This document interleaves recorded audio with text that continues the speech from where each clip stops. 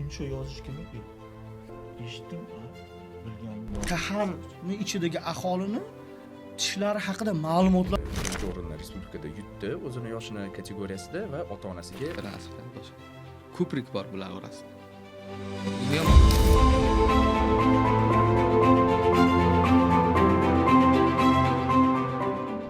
Assalomu alaykum ustozlar. Sizlarga katta rahmat suhbatga rozi bo'lib ajratib kelganlaringiz uchun.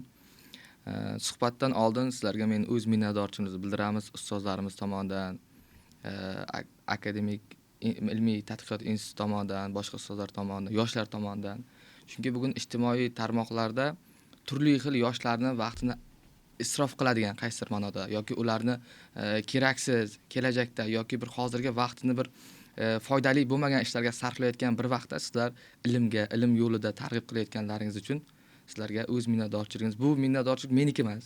Bizda bugungi 33 millionta aholimizniki, chet elda kuzatayotganlar bordir, ustozlarimiz bordir. Hammasi minnatdorchilikni bugun bir bildirib qo'ymoqchi bo'ldik. Xudo xolasa endi suhbatimizni shu qisqa bir sizlarni bir tanishtirsak, tanishib bu boshlansa deyotgandik. Bizlarning haqingizda qisqacha ustozlar tanishtirib ketsalaringiz. Boshlaymiz. Xo'p, men o'zim haqimda gapirsam, men Xo'jayev Jamol Ismatullayevman. Xo'p. Matematika ustozi sifatida ishlayman. Singapur menejmentni rivojlantirish institutida, Toshkentdagi filialida. Matematikani taxminan aytaman 20 yildan oshiq abituriyentlarga, institutlarga dars berish bilan shug'ullanaman. Qisqacha shu. Men Do'stov Sherzod Abdullayevich 98-yildan beri dars o'taman. Akademik litseyda boshlaganmiz dars o'tishni shu. 98-yil tugatganmiz-da universitetda, o'shandan beri dars o'taman. Lekin oldinroq ham dars o'tganmiz, endi u mana rasmiy bo'lmagan. Kimda endi otamning o'rniga dars o'tganman, onamning o'rniga o'tganman. Endi ota-onam matematik bo'lgan.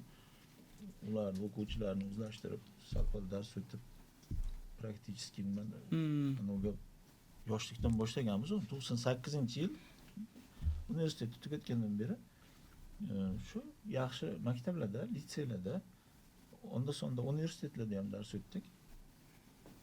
Shu qisqacha shunaqa. ustoz oldida men aytadigan bo'lsam, hop, Shomurod Shopolatov, hop, sizlarning oldingizda hali u darajada tajriba yo'q-u, lekin hozir Xudo xohlasa 13-yilga totdi. 13 yildan beri o'quvchilar o'qitish bilan, ya'ni aytganingizda o'zim amakimda o'qiganman. Undan ham ko'proq matematika sohasini ichida yurganmiz-ku, o'zim o'quvchim bo'lishi shu 13 yildan beri har xil o'z aytganingizdek maktab o'quvchilariga, litsey, universitet o'quvchilariga dars berib, 26 yoshda shu fan nomzodi bo'lib, ya'ni oldingi PhD, hozirgi tilda PhD deyiladi. PhD qilib, ilmga hissa qo'shib keladigan ustozlardanmiz deb hisoblayman. Hozir endi ko'pchilik sizlarni ijtimoiy tarmoqlarda taniydi-da, endi ustoz deydi, bunday faol deydi, nima qiziqtirdi ekan deydi-da, nima kirdi ekanki ustozlar matematika bilan shug'ullanib qoldi degan ko'pchilik o'ylantirish mumkin-da. Endi sizlarga bir javob berib ketsak, matematikaga olib kirgan bir. Chunki har bir hikoyaning orqasida bir qiziq voqealar bo'ladi-ku. Ha. Men boshlab beraman unda. Xo'p. Maktabda o'qidik. Maktabda o'zi aslida Sherzodakadek genda bor. Bobolarimiz, ota-onalarimiz ustozda baribir. Endi shu narsaga aylanib ot aylanib qozig'ini topadi deydi. Xullas kalom maktabda o'qidim, litseyda o'qidim, qiziqish baribir adamlardan kelganda. Adamlar matematikadan dars berardilar, o'zlari hozirgi paytda professorlar. Nima bo'ldi? Litseyda o'qidim, turk litseyida o'qiganman. O'qish jarayonida qiziqdim nimaga? Texnika sohasiga qiziqib ketdim. Ya'ni elektronika muhandislik o'sha paytda juda ham qiziq bo'ldi menga. Yangi gadjetlar o'ylab topish va hokazo, uni ustida matematika, fizika borda ichida. Ya'ni shunga sohaga qiziqdimda ustozlarim bilan maslahat so'radim ustozlarimdan. Ustozlar aytdiki, hozir O'zbekiston uchun texnika sohasi juda ham rivojlanmagan, yaxshisi iqtisodchi bo'lgan yoki diplomat bo'lgan deyishdi. Meni xalqaro iqtisodiy munosabatlar, xalqaro munosabatlarga yo'naltirishdi. Uyga bordim, shunaqa desam, adam bor, maslahatlashdilar, adamlarni ham ko'ndirishdi. Xullas kalom xalqaro iqtisodiy munosabatlar, iqtisodiy yo'nalishi bo'yicha Turkiyada o'qidim, keyin kelib bizda o'qidim. Xullas kalom shunaqa bo'lib ketdi. Lekin aylanib baribir matematikaga qiziqish kuchaydi. Qaytib kelib repetitorlik bilan shug'ullandim, matematika sohasiga kirib ketdim. Ya'ni qiziqish baribir yoshlikdan bo'ladi. Yoshlikda adam, oyim ustoz bo'lganliklari uchun o'shalar orqali matematikani o'rganishni boshladim. Shunaqa desam bo'ladi. Endi men o'zim haqimda gapirayotgan bo'lsam, sizniki bilan bir xil. Deyarli endi bitta maybichidan analari sal farq qilishi mumkin, endi bu tabiiy. Menda ham ota-onam matematik bo'lgan. Otam o'tganlar, Xudoim rahmat qilgan bo'lsa, onam hayot, umrlari ziyoda bo'lsin. Hali ham yoshlarga ilm beradi, uyda darsxonalari bor. Nima deydi, endi bizga o'xshab ijtimoiy tarmoqlarda faol emas u, lekin ancha faol. Ya'ni matematika dars o'tish, targ'ib qilish boshqa. Menda ham shunaqa bo'lgan, yoshlik paytimizda endi o'sha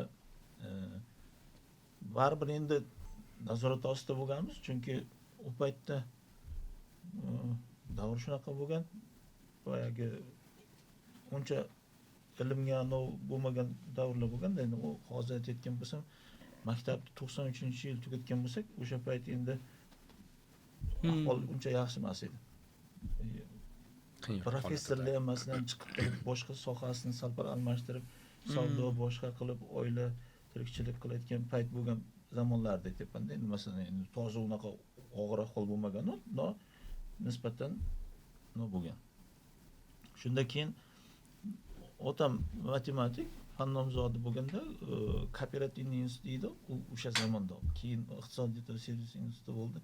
O'sha yerda matematika ustozi edi. Endi u kishi o'ylaganki, meni ham shu iqtisod yo'nalishida o'qiydi, boshqa endi turmushga qarab, vaziyatga qarab. Keyin bir suhbatlashib qolganda men yo'q, bu yerda siz ishlasangiz, men u yerga kirsam o'zi masalan tinchlik yo'q. Nazorat ostida masalan. U yerda keyin undan battar, undan ko'ra Samguga kiraman. Samgu degani endi Samarqand davlat universiteti, mehnat. Keyin shunda xursand bo'lgan. Men endi unaqa deb o'ylamaganman. Endi xohishiga zid biron nima qilyapman, yoqmasa kerak deb o'ylaganman. Yo'q, otam xursand bo'lgan. Yo'q, bunday bo'lsa yaxshi deb o'zi esimda bor, birga borib hujjat topshirganmiz. Keyin javobi chiqqan u payt test bo'layotgan jarayon 2-yil edi. Ya'ni 92-yil faqat o'sha turk sistemasi bo'yicha testlar kirib kelgan. O'zbekistonga Yangi test kirib kelgan. Yangi kirib kelgan 92-yil faqat universitetlarda test bo'lgan.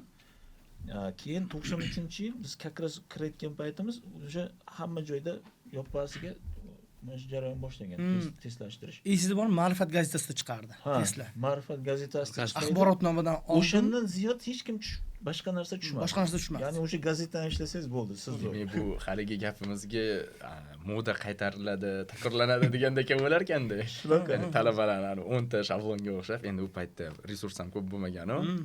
Haligi aytdilar-ku, 10 ta savol beriladi, shablon, o'sha savollarni takrorlash bo'yicha shunaqa bo'lgan ekanda. Savollarni deyarli yodlab olardik. Yodlab olaydi. Shundan boshqa savol tushmasdi.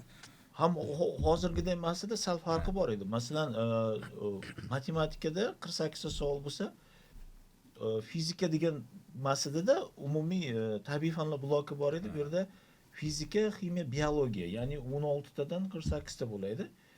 Keyin ona til adabiyotdan ham shunaqa edi. Endi hozir aniq kesimini bilmayman, chunki ularni men o'zgarib ketdi-da. Berilishini ham o'qib ko'rmaganman. Shunday mehnatga kirayotganda ona tiliga masalan hurmat qilaman, endi o'zimizning ona tilimiz-ku. Prosta masalan A, B, V deb alfani bilsak bo'ldi, uni harfini bo'yab chiqqanmiz. Shunda ham esimda bor, shunda javob chiqqanda otam bilan birga javobni ko'rgan bo'lganmiz. Endi menda barib hadik bo'lgan. Nima deydi? Endi otam masalan men uchun nima deydi? Avtoritet ham juda mas'uliyat bosgan. Sal uzoqroq turdim, chunki bilmaysiz masalan u javob qanaqa chiqadi. Test yangida endi masalan. Kaska bilan keldim degan. Kaska bilan emas, o'rtada masofa bo'lmaydi. Ip chirpganmiz. Juda bo'lmasa masalan Bulbarda, Samguda fizika fakultetining yonida chiqargandi javoblarni. Esimda bor, ancha masofa saqlab turdim. Endi juda bo'lmasa qochib qutulaydim-da. U ham katta uzoq muddatga emas endi. Qochib qayerga borasiz? Yo, lekin yaxshi bo'lgan, natija yaxshi bo'lgan. Shu payt 7-o'rindami qabul qilinganmiz. U payt mana bu masalalar juda og'ir emas edi. Mana grant, kontrakt degan chunki katta massa grant Grant edi. edi, ha. Keyin o'sha payt Tojikistonda ham notinchlik bir narsa viloyatida u yerdan ham studentlarni qabul qilish, keyin kontrakt masalalari, keyin nima bo'lganda masalan. Bir Shunaqa 20-30% o'qish kontraktida, qolgani grant edi. qolgani grant edi. Keyin ko'payib ketib qoldi. Keyin teskarisi bo'ldi. U endi hozir masalan ahvol uncha bizning foydamizga emas masalan. Manda endi ko'p obunachilar o'ylashi mumkin, matematikaga faqatgina o'sha genida matematika bo'lsa, shunaqa bo'lar ekan deb o'ylashi mumkin. Mendan yana kutmanglar, ya demak buni kimdir matematik emas ekan deb shunchaki aytib qo'ymoqchiman. O'quvchi o'qitish jarayonida ba'zi o'quvchilar bor, ota-onasi yoki umuman qarindoshlari matematikadan uzoq sohada-da. Aynan sohasini aytishim shart emas, sohasi uzoq, lekin farzandiga keyinlik baribir qanaqadir moyillashganki, bitta o'rgatamiz, bittada ilg'iydigan o'quvchilar bor-da. Ya'ni xulosa bo'lmasligi kerakki, shu ota-onasi yoki do'dasi, amakisi kimdir matematik bo'lsa, demak matematika bilan shug'ullana olar ekan degan bo'lmasligi uchun shu bilan boshlamoqchiman.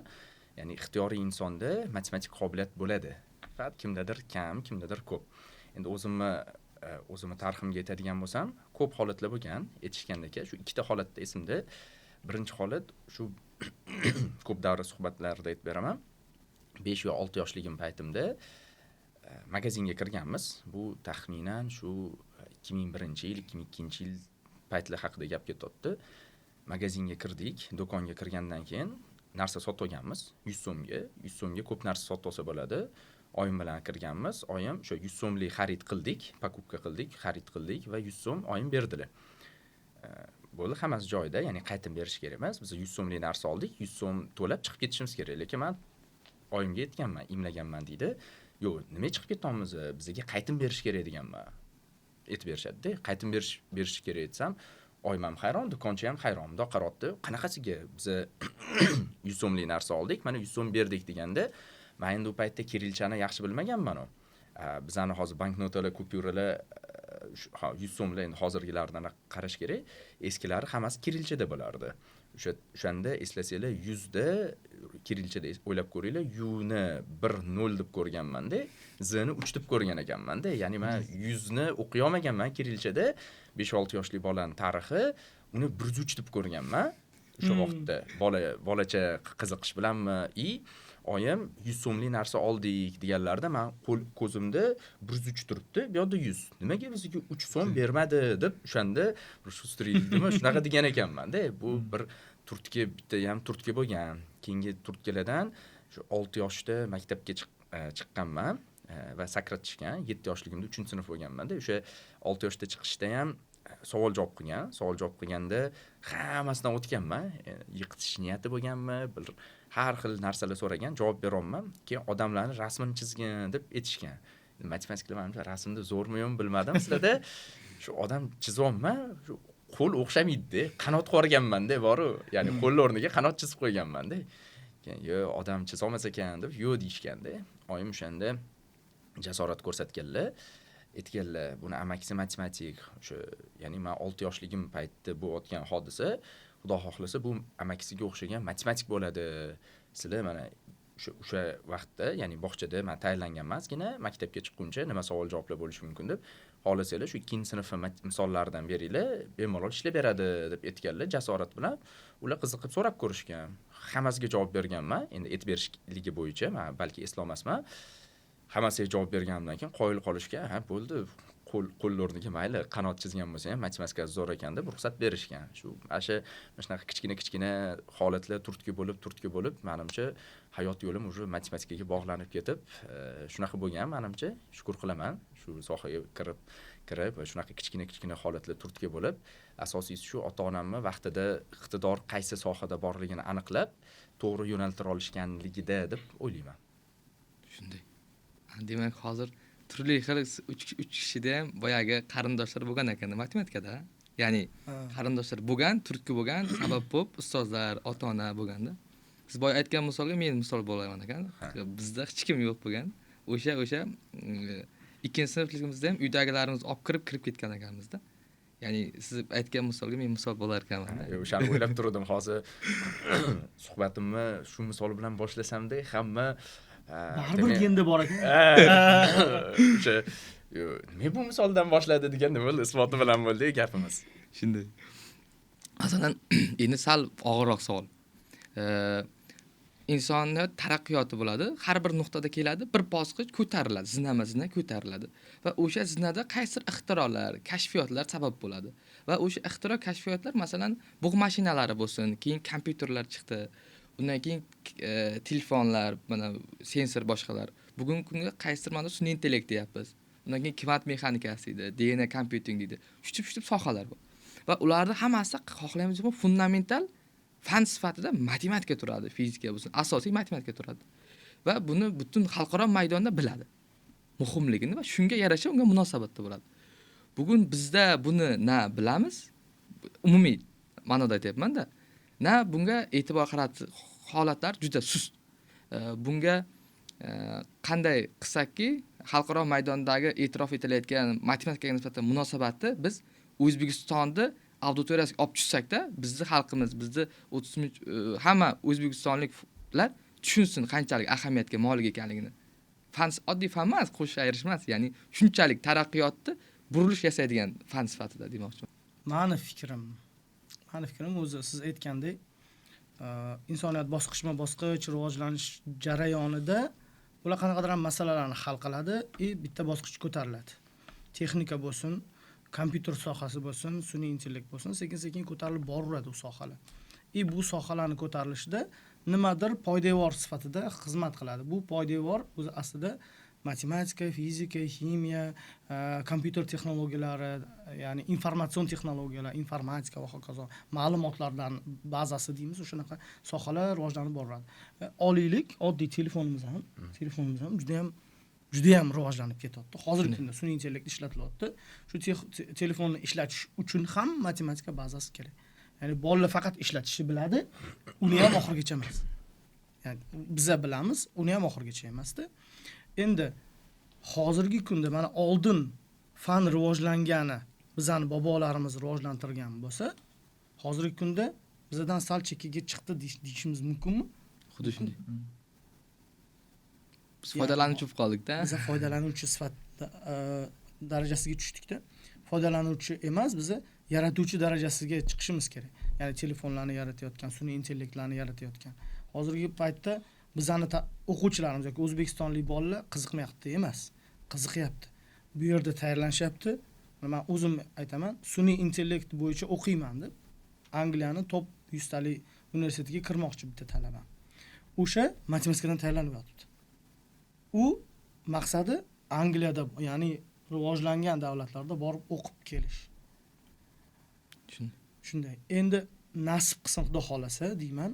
Endi bizani talabalar ham, bizani o'zimizning o'zbek yigitlari, qizlari ham shunga yarasha tayyorlanishyapti. Men bilaman, mana Koreyaga borib keldim yoki Amerikaga borib keldim. U yoqda ham metroda ko'rib qoldim ikkita talaba, o'zimizning o'zbek bolalar.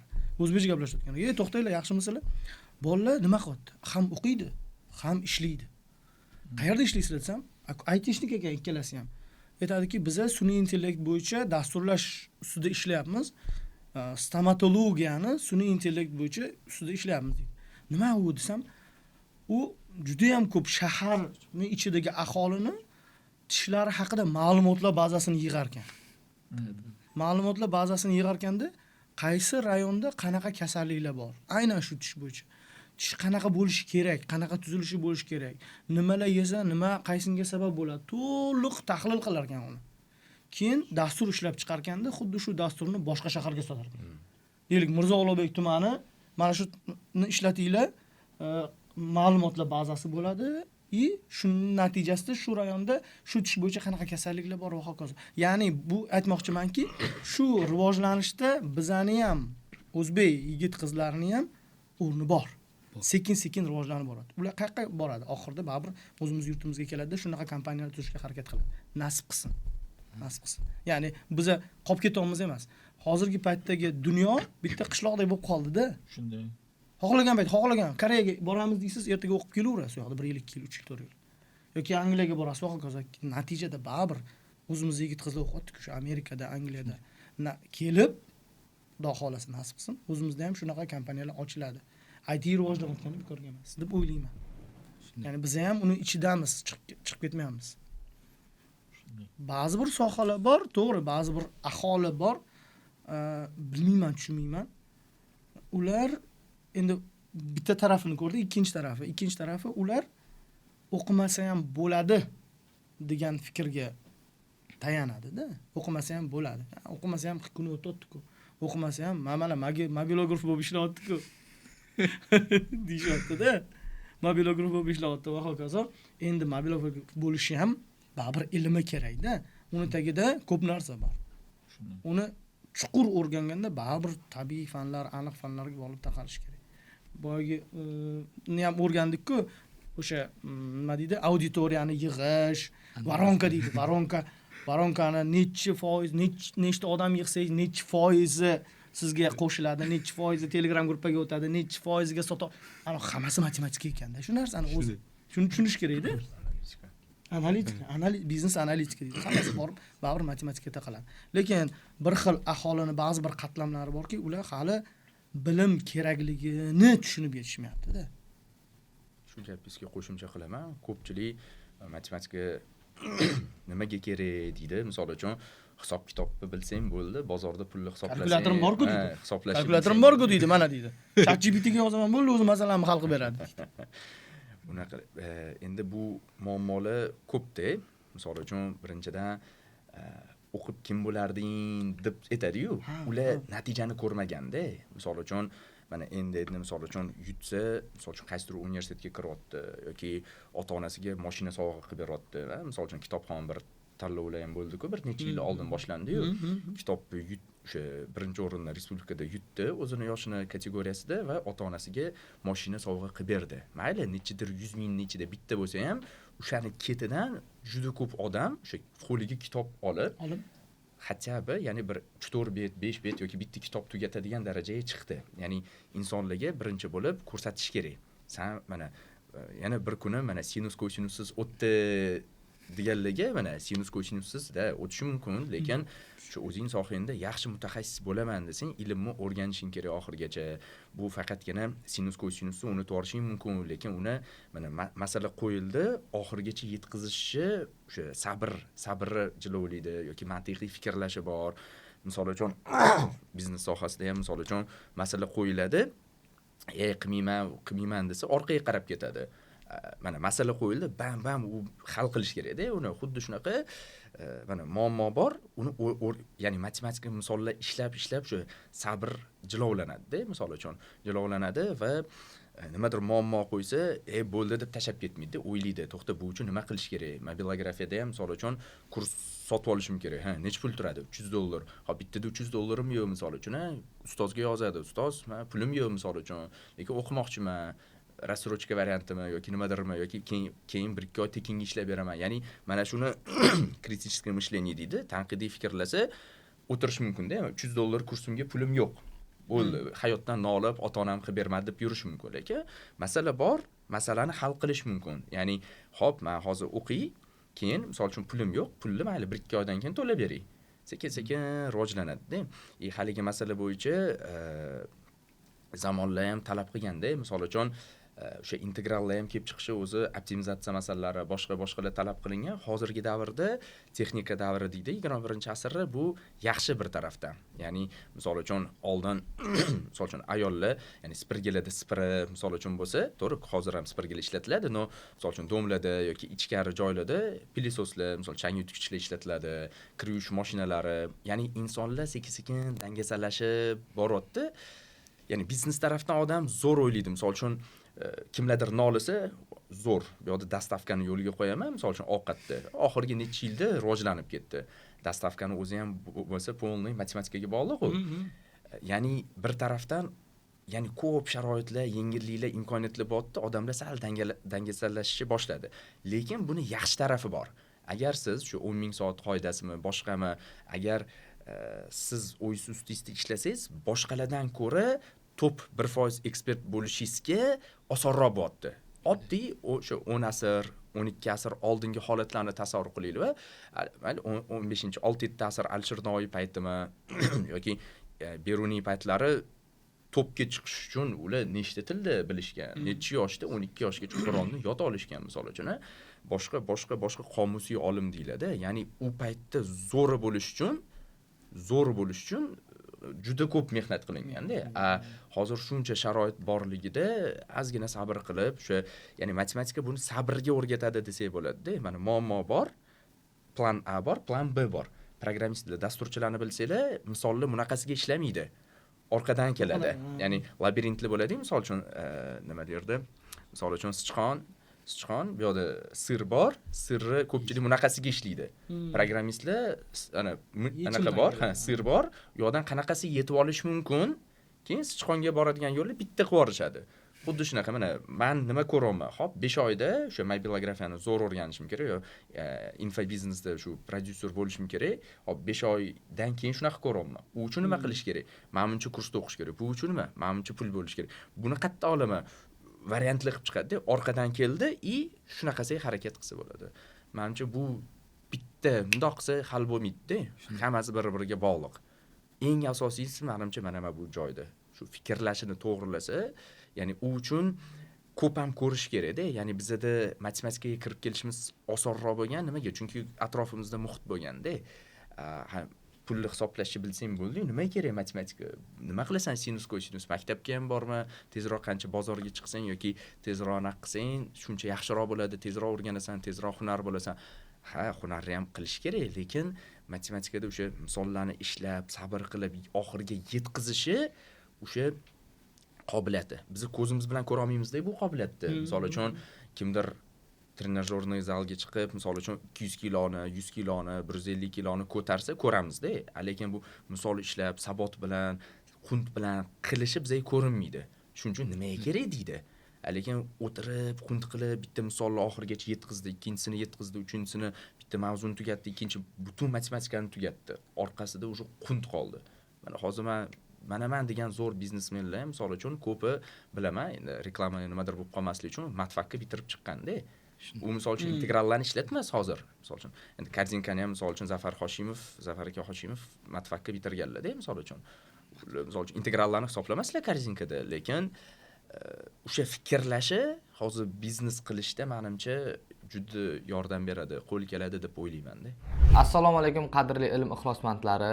Sizlarni ushbu ilm targ'iboti yo'lida olib borayotgan ishlarimizni qo'llab-quvvatlayotgani uchun ustozimiz Sherzod Do'stov va Inspiring Education jamoasiga o'z minnatdorchiligimizni bildiramiz. Ustozimizni ijtimoiy tarmoqlarda olib borayotgan ilm targ'iboti yo'lidagi sa'y-harakatlarini va Inspiring Educationda yurtimiz bo'ylab onlayn va offlayn juda sifatli ta'lim berib kelayotganligini e'tirof etgan holatda ularni sizlarga tavsiya etamiz.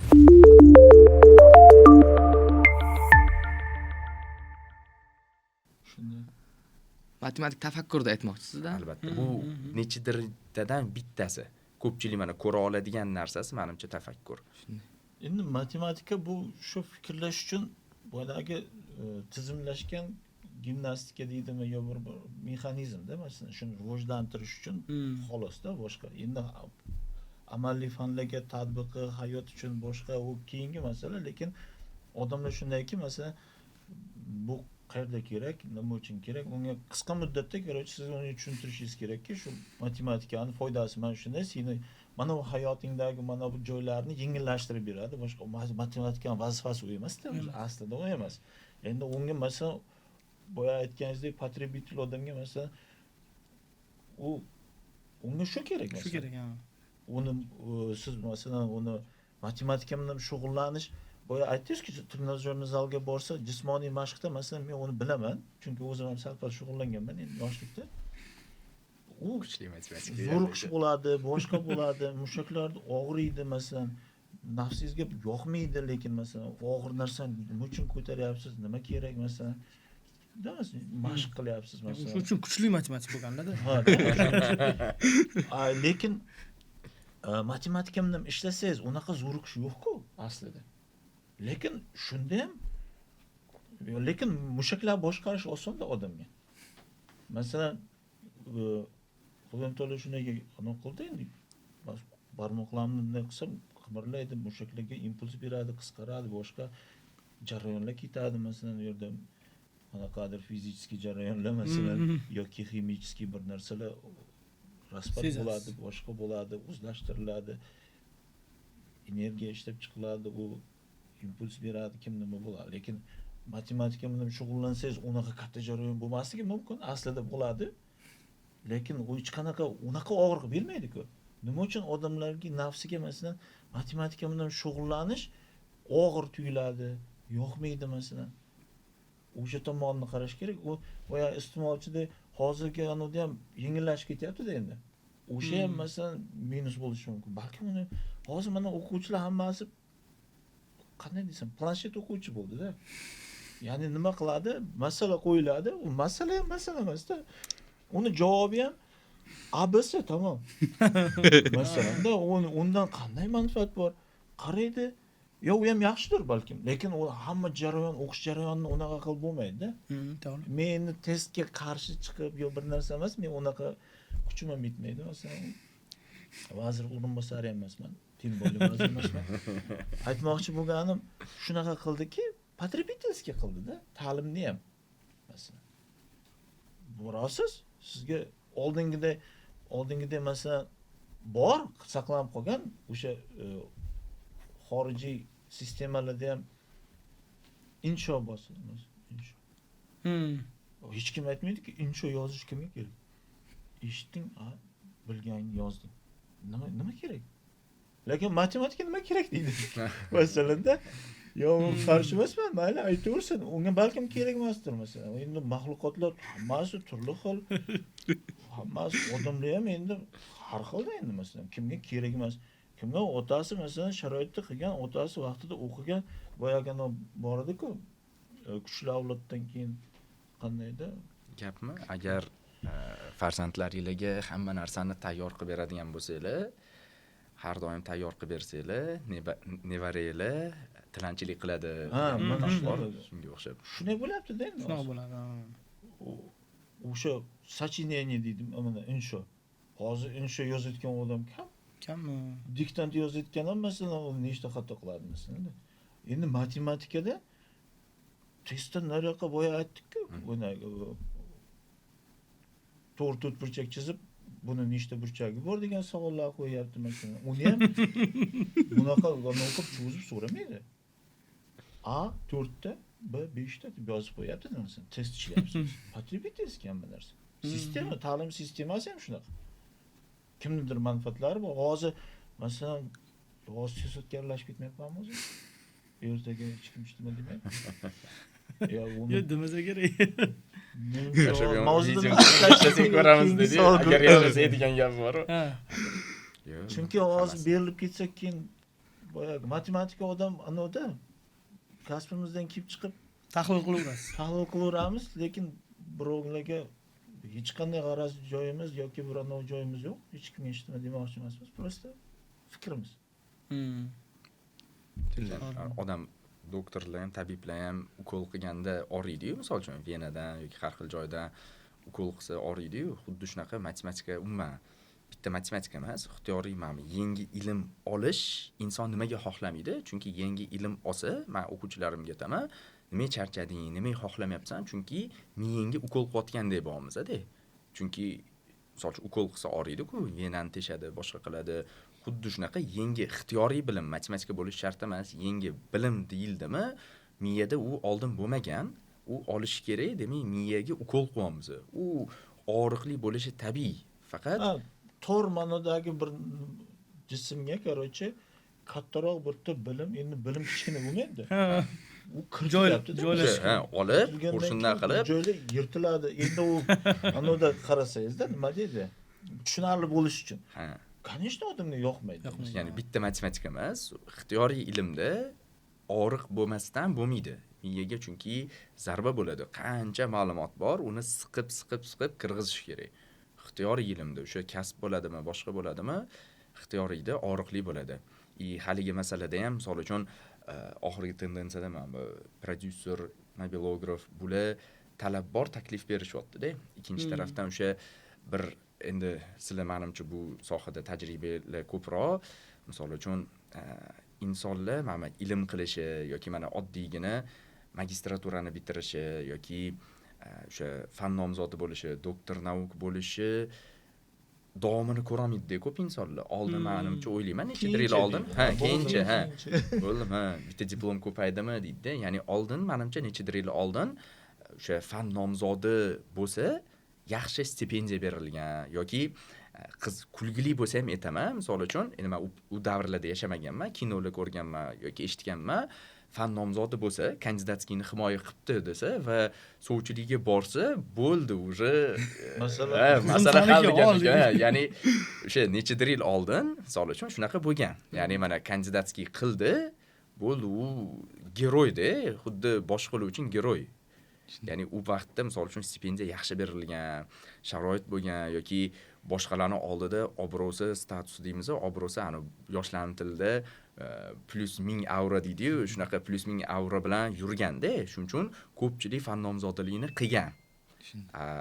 Endi misol uchun ilmga rag'bat, ya'ni misol uchunda bitta inson yuribdi, qorni och, unga 1000 Einstein gapirsa ham Pushkin bir jahonu, Bayram bir jahon deydi, to'g'risi. Xabarab aniq ruscha bir anekdot bor-ku. У тебя какое отношение к учебе deydi? O'zbekcha o'xshamaydi bu hazil. У тебя какое отношение к учебе deydi? Мне музыкальное deydi. Это как-то по барабану deydi. Ya'ni bitta anaqa bilan bo'lmaydi. Ya'ni bular misol uchun hozir men hop o'qiyapman, lekin oilamga pul olib kirishim kerak, buni qilishim kerak deyapti. Hozir mobilografiya yoki boshqa mana shu trenddagi sohalar, zamonaviy kasblar deyilgan. Hozir zamonaviy kasblar ilmini egallash tezroq va pulga doxodga, ya'ni daromadga chiqish tezroq bo'ldi. Shuning uchun hozir rivojlanib ketdi-da. Shunga ilmda ham misol uchun u uzoq muddatli va birdaniga pul kelmasligi mumkin yoki birdaniga pul kelsa ham katta chek kelmasligi mumkin. Shuning uchun ham ya'ni har taraflama bor-da. Biz misol uchun bolaga o'qi desa ham u o'qishini tushunadi.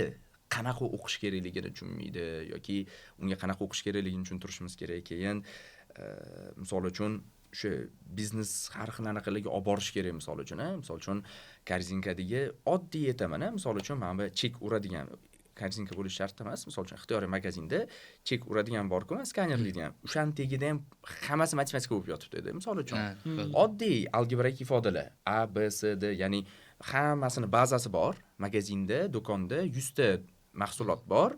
Bitta tik uradi, u A chiqadi. Ikkita uradi, ikkita A chiqadi. Keyingisi bitta uradi, B chiqadi. Uje dasturning tagida 2A plus B turibdi. Uni ya'ni men o'zim dasturlashdan xabarim bor-da, A, B, C larda summa turadi. Ya'ni bitta tik urganda uje summani chiqarib beradi. Mana sizga 200 ming so'm bo'ldi, 150 ming so'm bo'ldi. Ko'pchilik shuni ko'rmaganda hayotida.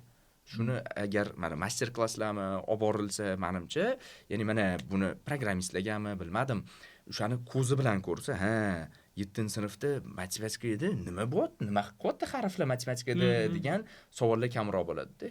A plus B. Ona tili ustoz deydi. ABCdan boshlasak. Nima u AB? Uni tushunish kerak-da. Bu mana misol uchun oldin odamlar magazinga kirgan do'konga, ana shotchik bo'lardi-ya, o'sha 1000 mana shunday hisoblangan, shot hisoblangan. Keyin bunisi navbatda 10 minut kutsa ham adashib ketsa, bora bitta boshqatdan so'kib yuboradi-da, keyin boshqatdan qiladi. Ikkinchisi yana, ya'ni oldin odam ham kam bo'lgandir, navbatda shunaqa bo'lgan. Endi hozirda misol uchun rivojlandi matematikadagi shu harflarni ishlatib, navbatlarni tez ketkizsa bo'ladi. Ana shuni o'quvchilar ko'rish kerak. Mayli 7-sinf bo'lsin, mayli videoda bo'lsin, boshqada bo'lsin, dasturlashi tegida maqsad nima? Qaytarilayotgan jarayonlarni modellashtirish. Modelni qilib qo'ydi, bo'ldi, u mexanizm aylanveradi. Faqat vizual ko'rmaganda, shuning uchun ham nimaga kerak harf? To'g'risida nimaga kerak deydi oddiy odam. To'g'risida nimaga kerak deydi. Misol uchun biz ham aytishimiz mumkin, mana meditsinada o'lik til, lotin tilini o'rgatishadi. Biz ham misol uchun meditsinadan balki uzoqdirmiz, lotin tili nimaga kerak deyishimiz mumkin. Lekin noo'rin savol, bilamiz, lekin nimaga kerak? O'lik til-ku, ishlatilmaydi, nimaga kerak deyishimiz mumkin. Lekin medik bir obunachilar ko'rayotgan bo'lsa, unga taq javob tirsillatib tashlaydi. Xuddi shunaqada, shuning uchun ko'rish kerak. Misol uchun shu vizual ko'rish kerak meni fikrim. Yo uni javob berish ham qiyin-da, chunki siz uni уровенida javob berishingiz kerak. Masalan, sizga savol beradi, matematika nima kerak deydi. Ana keyin uni sog'lom odamga javob berasiz.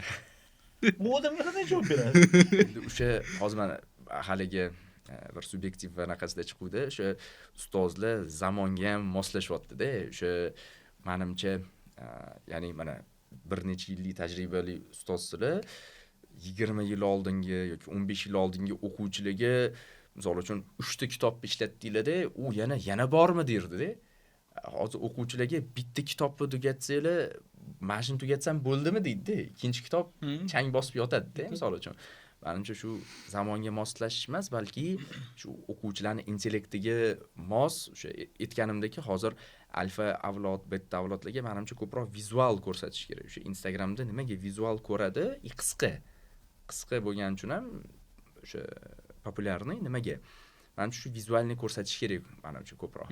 Vizual. Ko'rishga moyil bo'lib qoldi demoqchisiz. Ha, vizual olib borish kerak. Misol uchun, hamma dars bir xil sinfda. Bitta dars olish kerak-da, master klass qilib ko'chada o'tdi yoki misol uchun olib bordi korzinkaga, misol uchun yoki aytaman, menda ham hozir ma'lumot yo'q. O'sha dasturlarni misol uchun korzinkaga yoki boshqa har xillarga chiqsa, dasturni yozadigan insonlar yoki o'shalarni vizual qanaqadir videolar bordir balki, shularni ko'rsatib bersa, menimcha maqsadli bo'ladi. Ayniqsa mana Xitoyda ko'p video tarqaldi. Qanaqa ota-ona, o'quvchi sinfda o'tiribdi, ota-onasi qiynalib ishlayapti, pul topyapti, bor budini beryapti, uni videoga olishgan, ota-ona unga rozi, videoga olishgan va darsda, Murashki deydi, men ichimdan chiqayotgan gap, darsda o'zini ota-onasi shunchalik qiynalib, o'sha sement bilanmi, qanaqadir qora ishni qilayotganini va shu ketidan pul topib bolasini o'qitayotganini video orqali ko'rsatdi. Bo'ldi, bu o'quvchiga agar ko'zida olov yonsa, bizni gapirishimiz shart emas. Ichida yondi o'sha. Yondi degani bu harakat qiladi. Ichimdan chiqayotgan narsa, ya'ni trendlar ham chiqdi-yu, misol uchun kitobni ko'tarib qo'yadi, g'isht ko'tarib qo'yadi, qaysi biri og'ir, o'sha his qilish kerak. Urmasdan, misol uchun oldin ursa, bu yog'ini ursa, bu yog'ini tutib turardi deydi. Bu yog'iga barmog'ingiz bilan tiysiz, ertaga barmog'ingiz kesiladi-da. Sindirib yuborsan. O'shanga, ya'ni bir tarafdan bu normaldir hozirgi holat uchun. Moslashish kerak menimcha o'quvchilarning. Ya'ni biza o'sishda davom etishimiz kerak, lekin bularga yetkazib berishimizni menimcha zamonaviylashtirishimiz kerak, meni fikrim. Shu mana Xitoylik o'sha trendga chiqqani, ko'pchiligi ta'sir qilgani vizual ko'rdi-da, o'zini ota-onasi qiynalgan. Yoshlarga ham misol uchun ota-ona ishlayapti, kechasi bilan pul topyapti, o'qi degani oddiy gap-da, uni 100 marta eshitgandir-da, sizdan, mendan-da. Lekin shu ota-onasi ishda o'tirib yoki uyiga kelib charchab, yana bolalarni uxlatgandan keyin yana ba'zi narsalarni ishlab qilganini videosini mabodo olinsa-da, bitta qo'yib berilsin, yana hammani oldida qo'yib berilsin. Menimcha siz u men mint etgandan ko'ra foydaliroq bo'ladi. Shunday, to'g'ri fikr. Uni qo'yib haqiqatan ham o'shani ko'rib, masalan, bolada o'sha narsa bo'ladi. Endi bo'ladi, lekin uni muqobilda yana boshqa vaziyat bor-da. Chunki bola masalan yosh payti aytadiki, bola yosh payti har xil bo'ladi-da, vaziyat bo'ladi. U o'ylaydiki, menda unaqa bo'lmaydi deb o'ylaydi. Masalan-da, to'g'ri, otasi qiynalayotgan o'sha payt his qiladi, o'sha payt tushunadi, achinadi, boshqa qiladi, lekin aytadi, menda unaqa bo'lmaydi deydi. Otamda shunaqa bo'ldimi deydi. Men deydi, endi u shunaqa yoshdaki, men otamdan aqlliman deydi. Со мной bitilib turgan deydi. Meniki boshqacha bo'ladi deydi. Masalan-da. Ko'pi, ha, действительно mana shunday deb tushunadi o'sha payt. No, keyin yana o'ylaydiki, ha, yo, menda unaqa bo'lmasa kerak deydi. Meniki oson kechadi deydi. Masalan-da. Chunki bu yoqda ko'pda boshqa material, boshqa variantlar bor. Instagram hayot ko'pda boshqa. Masalan, hamma joy gullab ketgan, hamma joy oson. Masalan, ozgina mehnatsiz erishsa bo'ladigan kontentlar ham ko'pda. Unaqa kontent ham bor, ota-onasini ko'rsatib boshqa. Lekin juda hayot go'zal kontentlar ham ko'p. U aytadiki, men balkim deydi, bu tomondaman deydi. Yaxshi bo'lib ketadi deydi. Bu tarafda bitta anaqa ham bor. Ba'zi kurslarda anaqa qilgandim. Misol uchun sigaretni pastidan chekadigan insonlar ham bemalol deyolmayman. Tashagan holatlari bor-da. Buning tagida ham ilm yotibdi-da. Nimaga? Endi men xudoga shukr uning tagidan o'tmaganman, lekin boshqa narsalarda odatni shakllantirish degan tushuncha bor-da. Ya'ni misol uchun oddiy o'sha sigaretani muntazam chekadigan odam aytadi, birdaniga tashama, imkoni ham yo'q. Xumoring tutadi, ertaga yana 2 barobar chekasan deydi. Birinchi, endi ko'p anaqalar bor, ko'p o'sha omillar qilish kerak bo'lgan. Bittasini aytaman, tushunarli bo'ladi. Har kuni ertalab 5 minut yoki kechqurunmi farq qo'yib 5 minut chekishni zararlari haqida o'qigin deydi. Ko'rgin, o'lgani haqida, boshqa haqida shunchaki 5 minut video ko'rgin deydi. Biz aytishimiz mumkin-da, bu ham nima foydasi bor debdi. Mana shu joyda yutamiz. Miya. Ukol olish xohlamaydi haligidagi bolalarni qo'rqitadi-yu, ukolga, doktorga, ana babayka deb. Shunga o'xshab miya ham qo'rqadi-da. Yangi informatsiya ko'p bo'lsa, 1 soatlik YouTube'ga kirmaydi-da, misol uchun qo'rqadi. 5 minut shu videoni ko'rib qo'ysa, miya mayli ko'rib qo'y deydi. Bor gapda. Kursda, ya'ni isbotlangan narsalar har kuni 5 minut ko'rsa, ya'ni qolgan 9 talarni qilsa, demak ilmi ketidan sigaretani ham tashlash mumkin ekanda. Ya'ni bir marta mana shunaqa qildik, padachani mana shunaqa berdik, baribir bo'lib qoladi desak, menimcha noto'g'ri bo'lib qoladi deb o'ylayman-da. Chunki mana infobizneslarda ham bularda ham qanaqa qilishadi? Formatni topguncha ham har xil olib ko'rishadi. Bir marta doskada oladi, bir marta ko'chada oladi, bir marta bunaqa oladi. Qaysi biri topga ketdi, o'shani tirs takrorlayveradi. Shuning uchun meni fikrim bir marta video ko'rsatib berish kerak. Har kuni video ko'rsatsa ham bu bo'lmaydi. Adam ishlayaptilar, nima qilibdi deb o'rganib qoladi. Ya'ni bir kun video ko'rdi, bir kun o'sha hayotda tatbiqini ko'rdi matematikani, bir kun bordi, misol uchun qiynalganlarning oldiga. Ya'ni menimcha shu yetkazib berishni usullarini ko'paytirursak, buning tagida ilm bor, baribir natijaga erishsa bo'ladi. Shu holatda endi kesiladimi yo'qmi bilmayman. Ko'p anaqa o'ylaydiganim o'sha Ibrohim alayhisalomni adashmasam, endi balki adashayotgandirman, lekin Ibrohim alayhisalom yonayotgan paytlarda, anaqa qilishayotganda kampir o'zi yurolmaydigan holat, yurolmaydigan kampir, lekin munkayib engashib qolgan bukri deymizmi? Bukri bitta yog'ochcha oladi-da, kichkinagina yog'ochcha olib borib tashashga harakat qiladi. Undan so'rashadi, nima qilasan? Bu yog'och hech nima qilib bermaydi-ku, alanga bo'lib yonyapti-ku desa, xohladim deydi. Keyin adashmasam chumolidan so'raladi, chumoli og'ziga kichkina ozgina suv olgan bo'ladi-da. Undan so'rashadi, shu chumolni kichkina suving bilan nima bo'ladi bu? To'g'rimi? Bu nima bo'ladi? Hech nima bo'lmaydi desa, menga u natijasi muhim emas. Men qaysi tarafdaligimni, niyat bilan qaysi tarafdaligimni ko'rsatib qo'yish natijaga men kafil emasman degandek-da. Ya'ni menimcha targ'ibotni biz davom ettirishimiz kerak-da. Ya'ni bir kun 10 soat qilgandan ko'ra muntazam kam deb tursa, menimcha maqsadga muvofiq bo'ladi. Shunday. Shu yerda men ancha narsa oldim. Men endi nisbatan ko'p bo'lmadi-da, endi mana bu ijtimoiy tarmoqlarda endi targ'ibotchi deb ham katta anoda aytganman. Ozgina harakat qilib hissa qo'shgan bo'lsak, xursand bo'lamiz. Endi mana o'shani ana tomonlarini-da aytganda o'sha Instagramga kirsangiz, masalan, varaqlasangiz, turli tuman bir nima bemaza, mazali tam. Mazali bemaza. Hammasi chiqaveradi. Lekin menda unaqa bo'lmayapti-ku. Men hozir varaqlayman, siz chiqasiz, men o'zim chiqaman. Oson bo'lib chiqadi. Yo, rostdan, serios, sun'iy intellektda, chunki siz nimani ko'rayotgan bo'lsangiz, shuni qayta chiqaraveradi. Shunga o'xshaganlarni chiqaradi. Shu mavzuda chiqaradi. Demak, ahvol juda yomon emas. U yomon narsa ko'rayotgan, algoritmi shunaqada. Algoritm shunaqa bo'lgan. Sizni niyatingizga qarab chiqaradi-da, xuddi shu gapda, niyatingizga qarab chiqaveradi. Bunaqa bemaza narsa vaqti chiqmaydi. Seriozda chiqmaydi. Chiqmaydi. Eksperiment chiqadi, primoy anoda qilib ko'raman. Varaqlaysiz, faqat matematika, misol ishlagan, tam birov bir narsa degan, savol bergan, o'ylagan, dars bo'lgan, mana shunaqa narsa chiqadi. Siz shunaqa ko'rasiz, men shunaqa ko'raman, bular shunaqa ko'radi, lekin bolalar qanaqa ko'radi? Bizning Hozirgi ishimiz yoshlar. nima? Hozir mana shunaqa kontentlar ko'paytirishimiz kerak. Uni varaqlasa siz chiqishingiz kerak. Men chiqishim kerak, ustoz chiqishi kerak. Ustoz chiqishi kerak. Bizani auditoriyani, bizani jamoamizni ko'paytirish kerak demoqchisiz-da, ha? Shuning uchun masalan mana shunaqa suhbatlarni mana Ko'paytirish kerak. Ko'paytirish kerak. Ko'paytirish kerak. Endi masalan tajribali katta ustozlarni ular to'g'ri boyagi avlodlar almashyapti, boshqa bo'lyapti. Endi biz qanaqa boyagi grek alifbosimi, lotin alifbosimi, unaqa qaysiga mansub bilmayman to'g'risi. Boyagi alfabetsiga bir narsalar deydi. Millenial davrlar.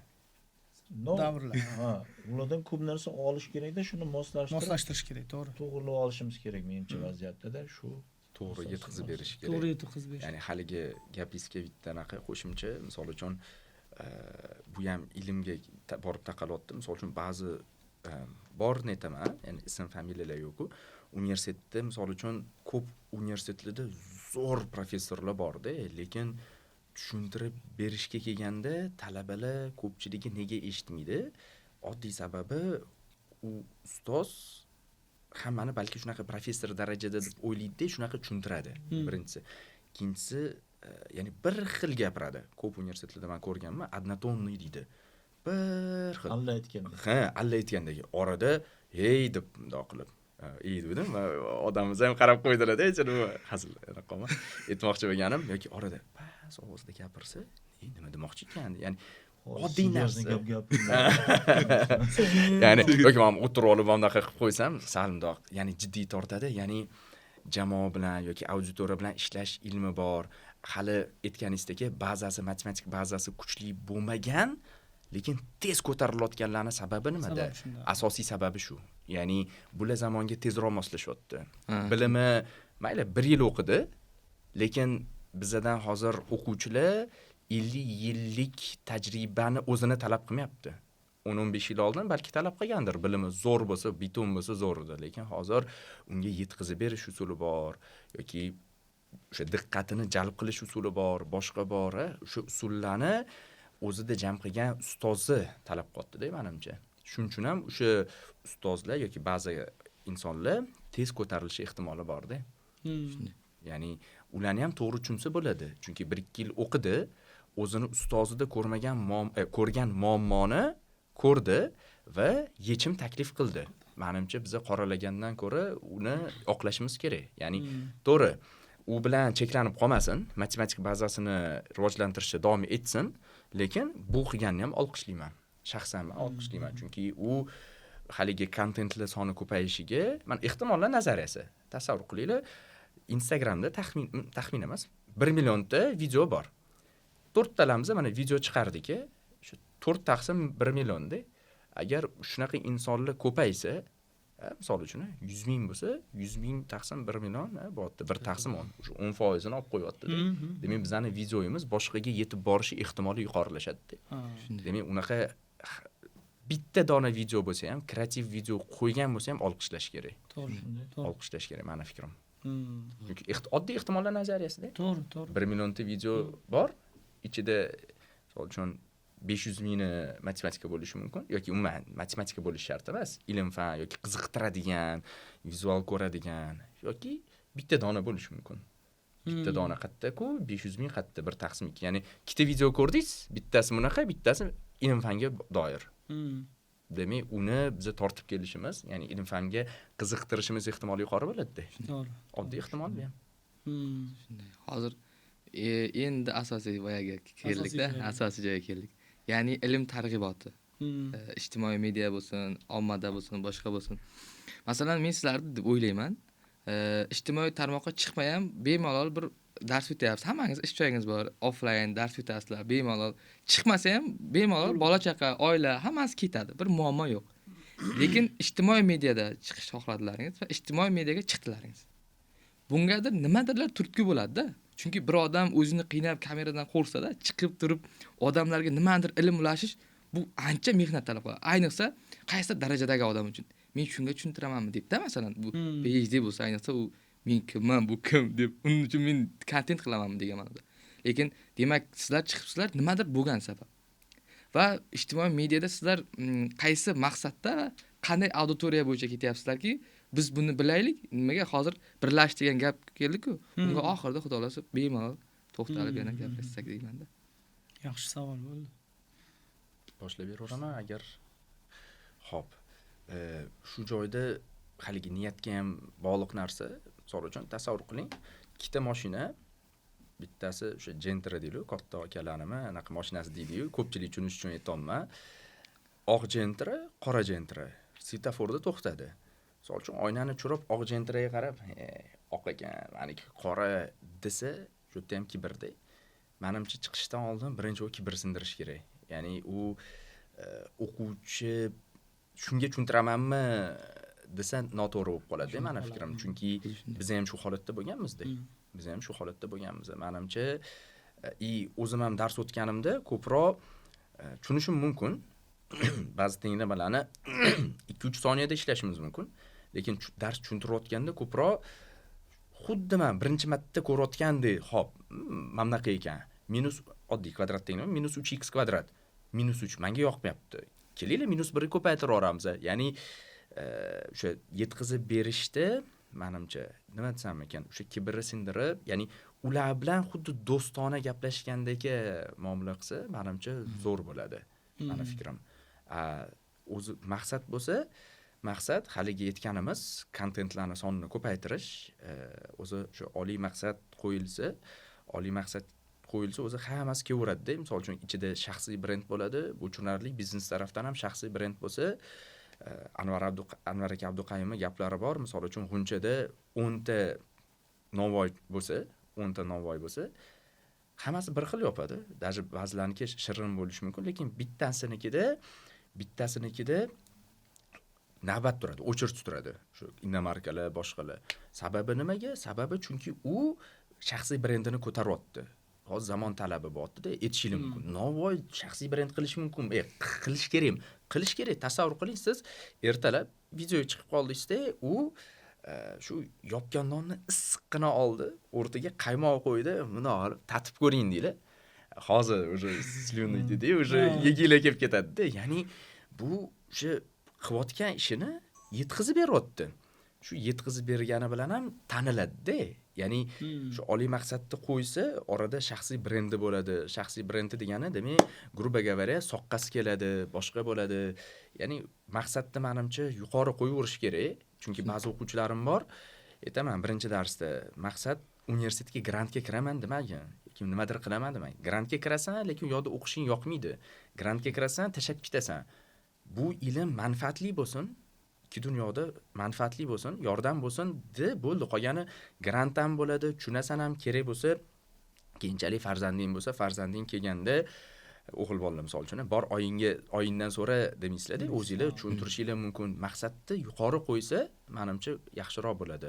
Shuning uchun maqsad ko'proq ommaga manfaatli bo'lsin, ko'pchiligiga o'sha hali videolar sonini kamaytirib, ilmga targ'ibotni ko'p kuchaytirish deb qo'yilsa, oliy maqsad menimcha o'sha shaxsiy brenddan bo'ladi, pul ham keladi, taniladi ham, menimcha kibr ham sinadi.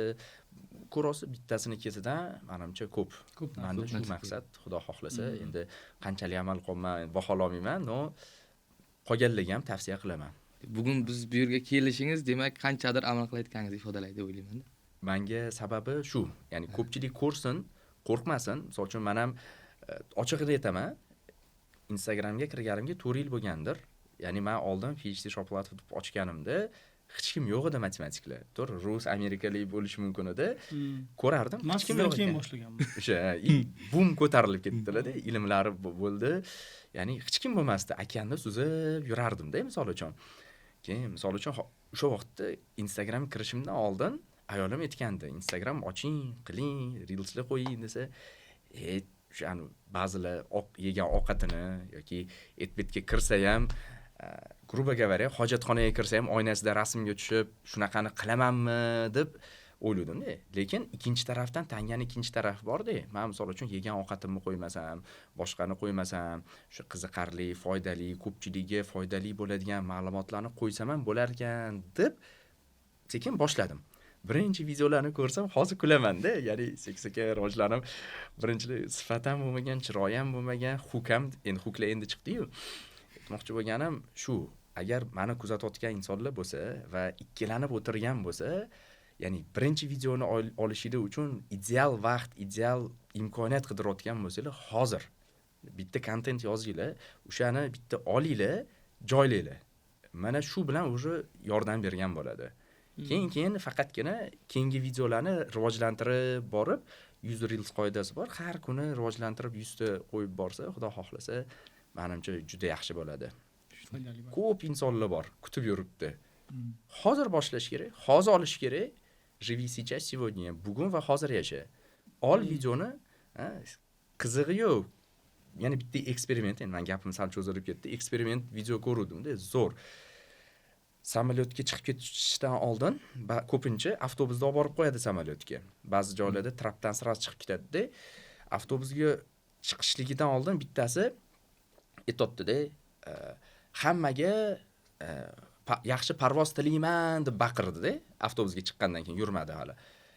Keyin avtobus yurdi-da, samolyotga hamma chiqib ketdi, hamma o'zini ishi bilan ovora. Endi xulosa aytibdi. 5 minut oldin men hammani oldida baqirdim. Hammaga yaxshi parvoz tilayman deb baqirdim deyapti. 5 minutdan keyin samolyotda men bilan hech kim, ya'ni grupa говоря deyman, itda ham ishi yo'q degandagi aytdi-da. Ko'pchilikka yetib borish uchun shunaqa qattiq gapiryapman. Hech kim ishi yo'q deyapti-da. Nimaga qo'rqasizlar? Ya'ni noto'g'ri narsani, yomon narsani targ'ib qilmayotgan bo'lsanglar, sifati boshqasi sekin-sekin bo'ladi. Bitta olinglar, tirs joylaylar, sekin-sekin yaxshilab boraverasizlar. Shu. Ya'ni meni kuzatayotgan, hozir suhbatni kuzatib shu joyga kelgan insonlar bo'lsa, hozir qilish kerak, hozir olish kerak, joylash kerak bo'ldi. Shunday. Menda ham shunaqa hozir yana qo'shimcha qilib aytmoqchi. Men Instagramda boshlaganimga 1 yil bo'ldi-da, mana kecha kunduz mana shu 1 yildan sal 1 oy oshdimi shunaqa. Masalan, endi hozir juda zo'r bo'lib ketdim demayman endi. Lekin masalan hozir siz qonun qoida boshqa aytyapsiz-ku, bugun mana suhbatda ancha mana bo'ldi. O'shalarga umuman amal qilish yo'q ekanda. Menda hozir bilyapman men. Masalan, uni tartib intizomi, tartibsiz ekanmiz. Endi oldindan bilaydim, uncha yaxshi emasligini. Ya'ni ideal bo'lishi shart emas, siz qo'yavering. Siz auditoriyangizni topasiz. Ideal bo'lishni men o'ylamayapman. Topasiz. Sizni ko'radigan baribir odam topiladi. Menda qanday? Menga ham ko'p odam aytganda, "Voy, Instagram unaqa joy emas, seni matematika o'chmaydi u. Kim kurashdi matematikaga? Bu yerga matematika uchun kirmaydi odamlar, u bu debdi masalan." Shunda ham masalan bir narsalar ishlab, keyin ham umuman boyagani u odobsiz qo'yganmiz masalan. Kechasi 12:30 da ham masalan vaqtim bo'lib qolsa qo'yaverganman. Bir kunda masalan bir xil payt 12 ta ham video qo'yganman. Bir kunda unaqa qilmay ekan, endi hozir bilyapman. Keyin uni qancha shomga yaqin payt qo'yish kerak ekan masalan. Unda ma'nosi bor, buni bilmayman masalan. Endi asosan auditoriya o'sha paytda kiradi-da. O'sha paytda ko'radi sizni. Endi menda shunday fikr bo'lganki, o'zi matematikani qo'yayotgan bo'lsam, Instagramga matematika pofik bo'lsa. Nima uchun menga Instagramning qonun qoidasi pofik masalan. To'g'risi-da. Bilmayman, masalan boshidagi siz aytgandek boshidagi hozir ham sifat ana yo'q, menda hozir sifatga qaramaysiz. faqat o'zim tushiraman. Nima tushirish mumkin bo'lsa, o'shanda tushiraman.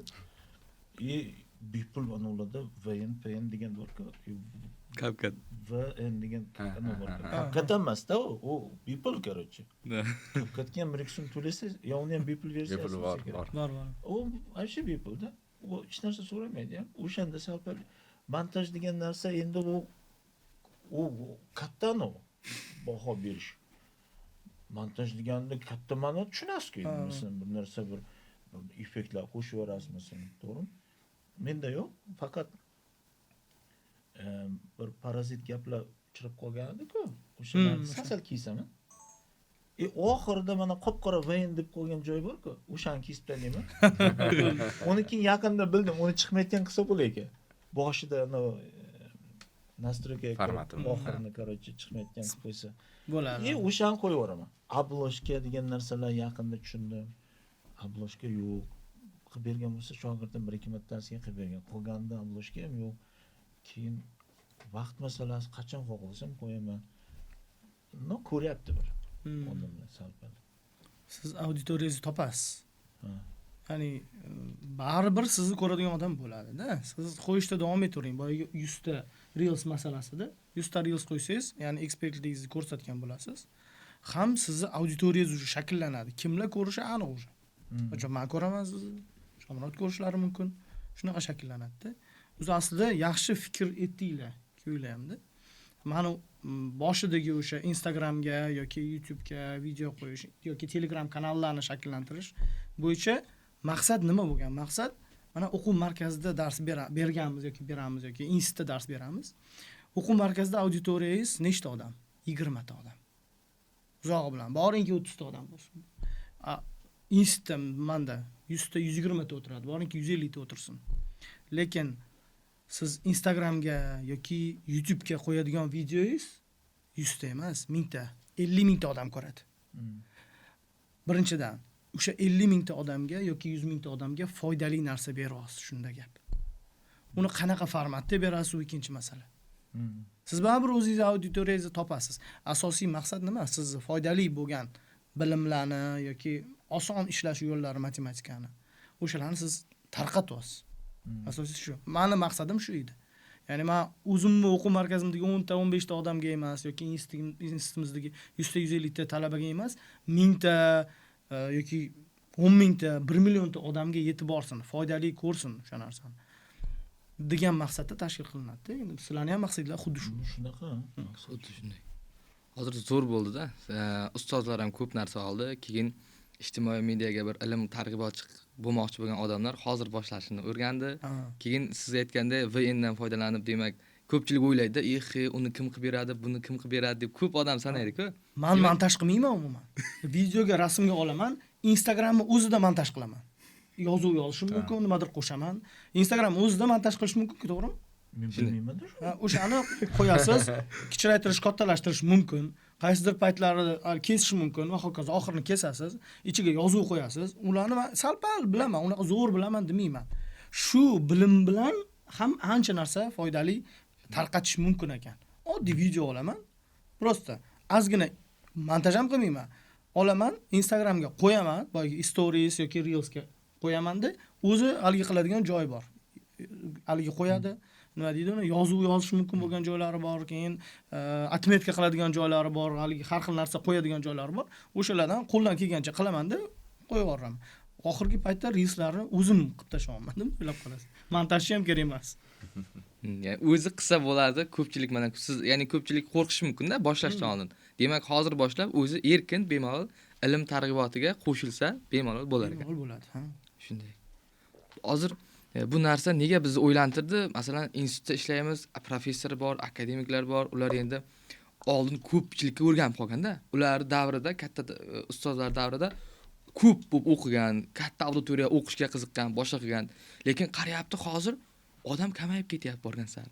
O'quvchilar kamayib ketyapti. U professor kim bo'lish qat'iy nazar. Rostdan, shunday paytlar u Hasan deydi, iqtidorli o'quvchi yo'q deydi. O'qitaman men deydi. Iloji yo'q, keyin chet elliklarni o'qitishga majbur qilyapti O'zbekistonda turib. Bu nima bo'lyapti? Bozor desak, bugun yoshlarni qaysidir kimni ko'p puli bo'lsa, reklamani zo'r qiladi. Odamlarni yaxshi chiroyli qilib bir chiroyli qilib bir qaysidirmada aldaydir, boshqa narsa qiladi va kuchli auditoriyani pul ya nimadirlar evaziga o'ziga sotib oladi. Va bu yoqqa hammasi qolayotgan narsalar kam ko'sti, bu yog'i bu ishti qolib ketib, shuning uchun bugun biz ancha orqaga qolib ketdikmi deymanda. Bu sizlarni bu ishlaringiz menimcha ancha auditoriyaga foyda beradi. Ya'ni matematika o'qib kim bo'laman, nimaga kerak, boshqa bema'ni savollar sekin-sekin o'sha kamayib borgan sari xudo o'zi yo'qolib ketadi-da. Shu yerda bitta xulosa ham yaxshi xulosa bor. Mana Instagram bir okean desa, buni shu pushti rozовый очки deydi-yu, pushti ochki orqali ko'rishyapti-da ko'pchilik. Ya'ni yoshlar ayniqsa, o'sha maktab 7-sinfdan uyog'i deydi, talabalar hamma o'zini ko'ryapti. Ya'ni hayot mamlaqa bo'lar ekan, soqqani ozgina ishlab tez soqqaga chiqsa bo'lar ekan. Ko'pchilik shuni ko'rsatayotgandan keyin shunaqa bo'lar ekan deb o'ylab qolyapti-da. Lekin ba'zi joylarda misol uchun o'sha tabiiy olib chiqsa, tabiiy narsa hech qachon qadrsizlanmaydi-da, tabiiy narsa. Misol uchun bizda ham ba'zi o'quvchilarning natijalari bor. 3-marta topshirganda universitetga kirganda, biz aytmaymiz birdaniga kirding deb. Shu yiqilganingni boshqalar bilsin. Ya'ni bizda mana ochiq oydin aytaman. Universitetlar nomini anaqasini sanab o'tiribman. 2 marta, 3 marta topshirish mumkin. Ba'zi universitetlarga birinchisida bir 20%, 30% bari yiqiladi. Shunday. Yiqilgandan keyin men shuni bilib turib atilab aytaman, topshirdingmi? Nimaga? Chunki u tajriba yig'adi. Men haliga aytganimdagi 100 marta o'qi deganimdan ko'ra bitta imtihonga kirib chiqadi. Ya'ni ilmi yetarli bo'lsa kirsin. Agar ilmi yetmagan bo'lmasa, yana ko'proq tayyorgarlik ko'rish kerakligini o'zi ko'rib chiqadi-da. Mana kecha ham bo'lgan holat, bitta universitetga topshirib chiqdi, ertalab imtihon bo'ldi, kirdi, grantga 4 ta savol yetmadi, 4 ballmi yetmadi. Bo'ldi, dotda nima planlar? 2 haftadan keyin qayta imtihon bor ekan. Grantga topshiraman dotdi. Ya'ni o'zi kelyapti. Supportxonalar bor, misol uchun, o'sha yerda qolib, o'z ichidan his qilib, ko'rib aytayapti. Mana joyda, mana kitobda, mana mavzusida mani bo'shliqlarim bor ekan. Shuni tugatishim kerak, yopishim kerak. Endi xudo xolasa men topshiraman, kiraman deb aytayapti. Ya'ni o'sha tajriba deydi, opit, o'sha tajribani oldi. Men endi yarimta aytsam ham o'sha yetadi-da unga. 100 ta aytganimda yetmagan insonga imtihonni ko'rib chiqdi, yarimta aytganimda yetadi-da. To'g'ri, bu ham haligi rozovoy ochkiga o'xshab hammada ham shunaqa emas. Ba'zilar bor imtihonga kirib chiqib ham tushunmaydi, lekin ko'pchiligi shu ko'rib chiqib tushunadi. Asosiy maqsad samimiylik, tabiiylik, ya'ni ideal qilaman, ideal chiroq qilaman. Keyin xudo xolasa bo'ladi, boshida samimiy, tabiiy shu borini olib chiqarish kerak, bilim bo'lsa olib chiqarish kerak. Tabiiylik hech qachon eskirmaydi. Xudo xolasa, tabiiylik hech qachon eskirmaydi. Hozir bitta yana bir plyus tomoni, masalan, biz inglizlar bor, ko'p, juda bizdan ancha boya qilib ketgan bu ijtimoiy mediada bo'lsin, ruslar bo'lsin, boshqalar. Ularda biz kuzatar ekanmiz, bitta yomon boyagis tomoni bor-da. Ular faqat bizga foydali ilm berish bilan emas, maqsad boshqa narsalar ham bo'ladi. Ya'ni o'zini qadriyatini, o'zligini, an'anasini, tarixini, mentaliteti bor narsani ham kiritadi-da. Biz uni ham olamiz. Qanchasir yolg'on, qanchasir bizga to'g'ri keladi, qanchasir to'g'ri kelmaydi. Va biz sizlarning chiqishingiz va bu xalqaro darajaga masalan, hozir asosiy segment o'zbek tili, ingliz tilida chiqish bu deb o'ylayman, bizni mentalitetimiz, biz kimligimiz, chunki biz uncha tarixni bosib kelmadik-ku. O'shalarni bildirishda ham eng zo'r yo'lida bu. Ommaga aytishda. Instagramda bitta ingliz ko'rib qolsa bizni Al-Xorazmni tanish mumkin-da, sizni meni video orqali misol. Lekin afsuslarki, hozirgi paytda uncha tanimaydi. Misol uchun biz ko'p chet elga chiqqanimizda qatdansan desa, O'zbekiston desa, O'zbekiston, where are you from? O'zbekiston desa, Pokiston deydi.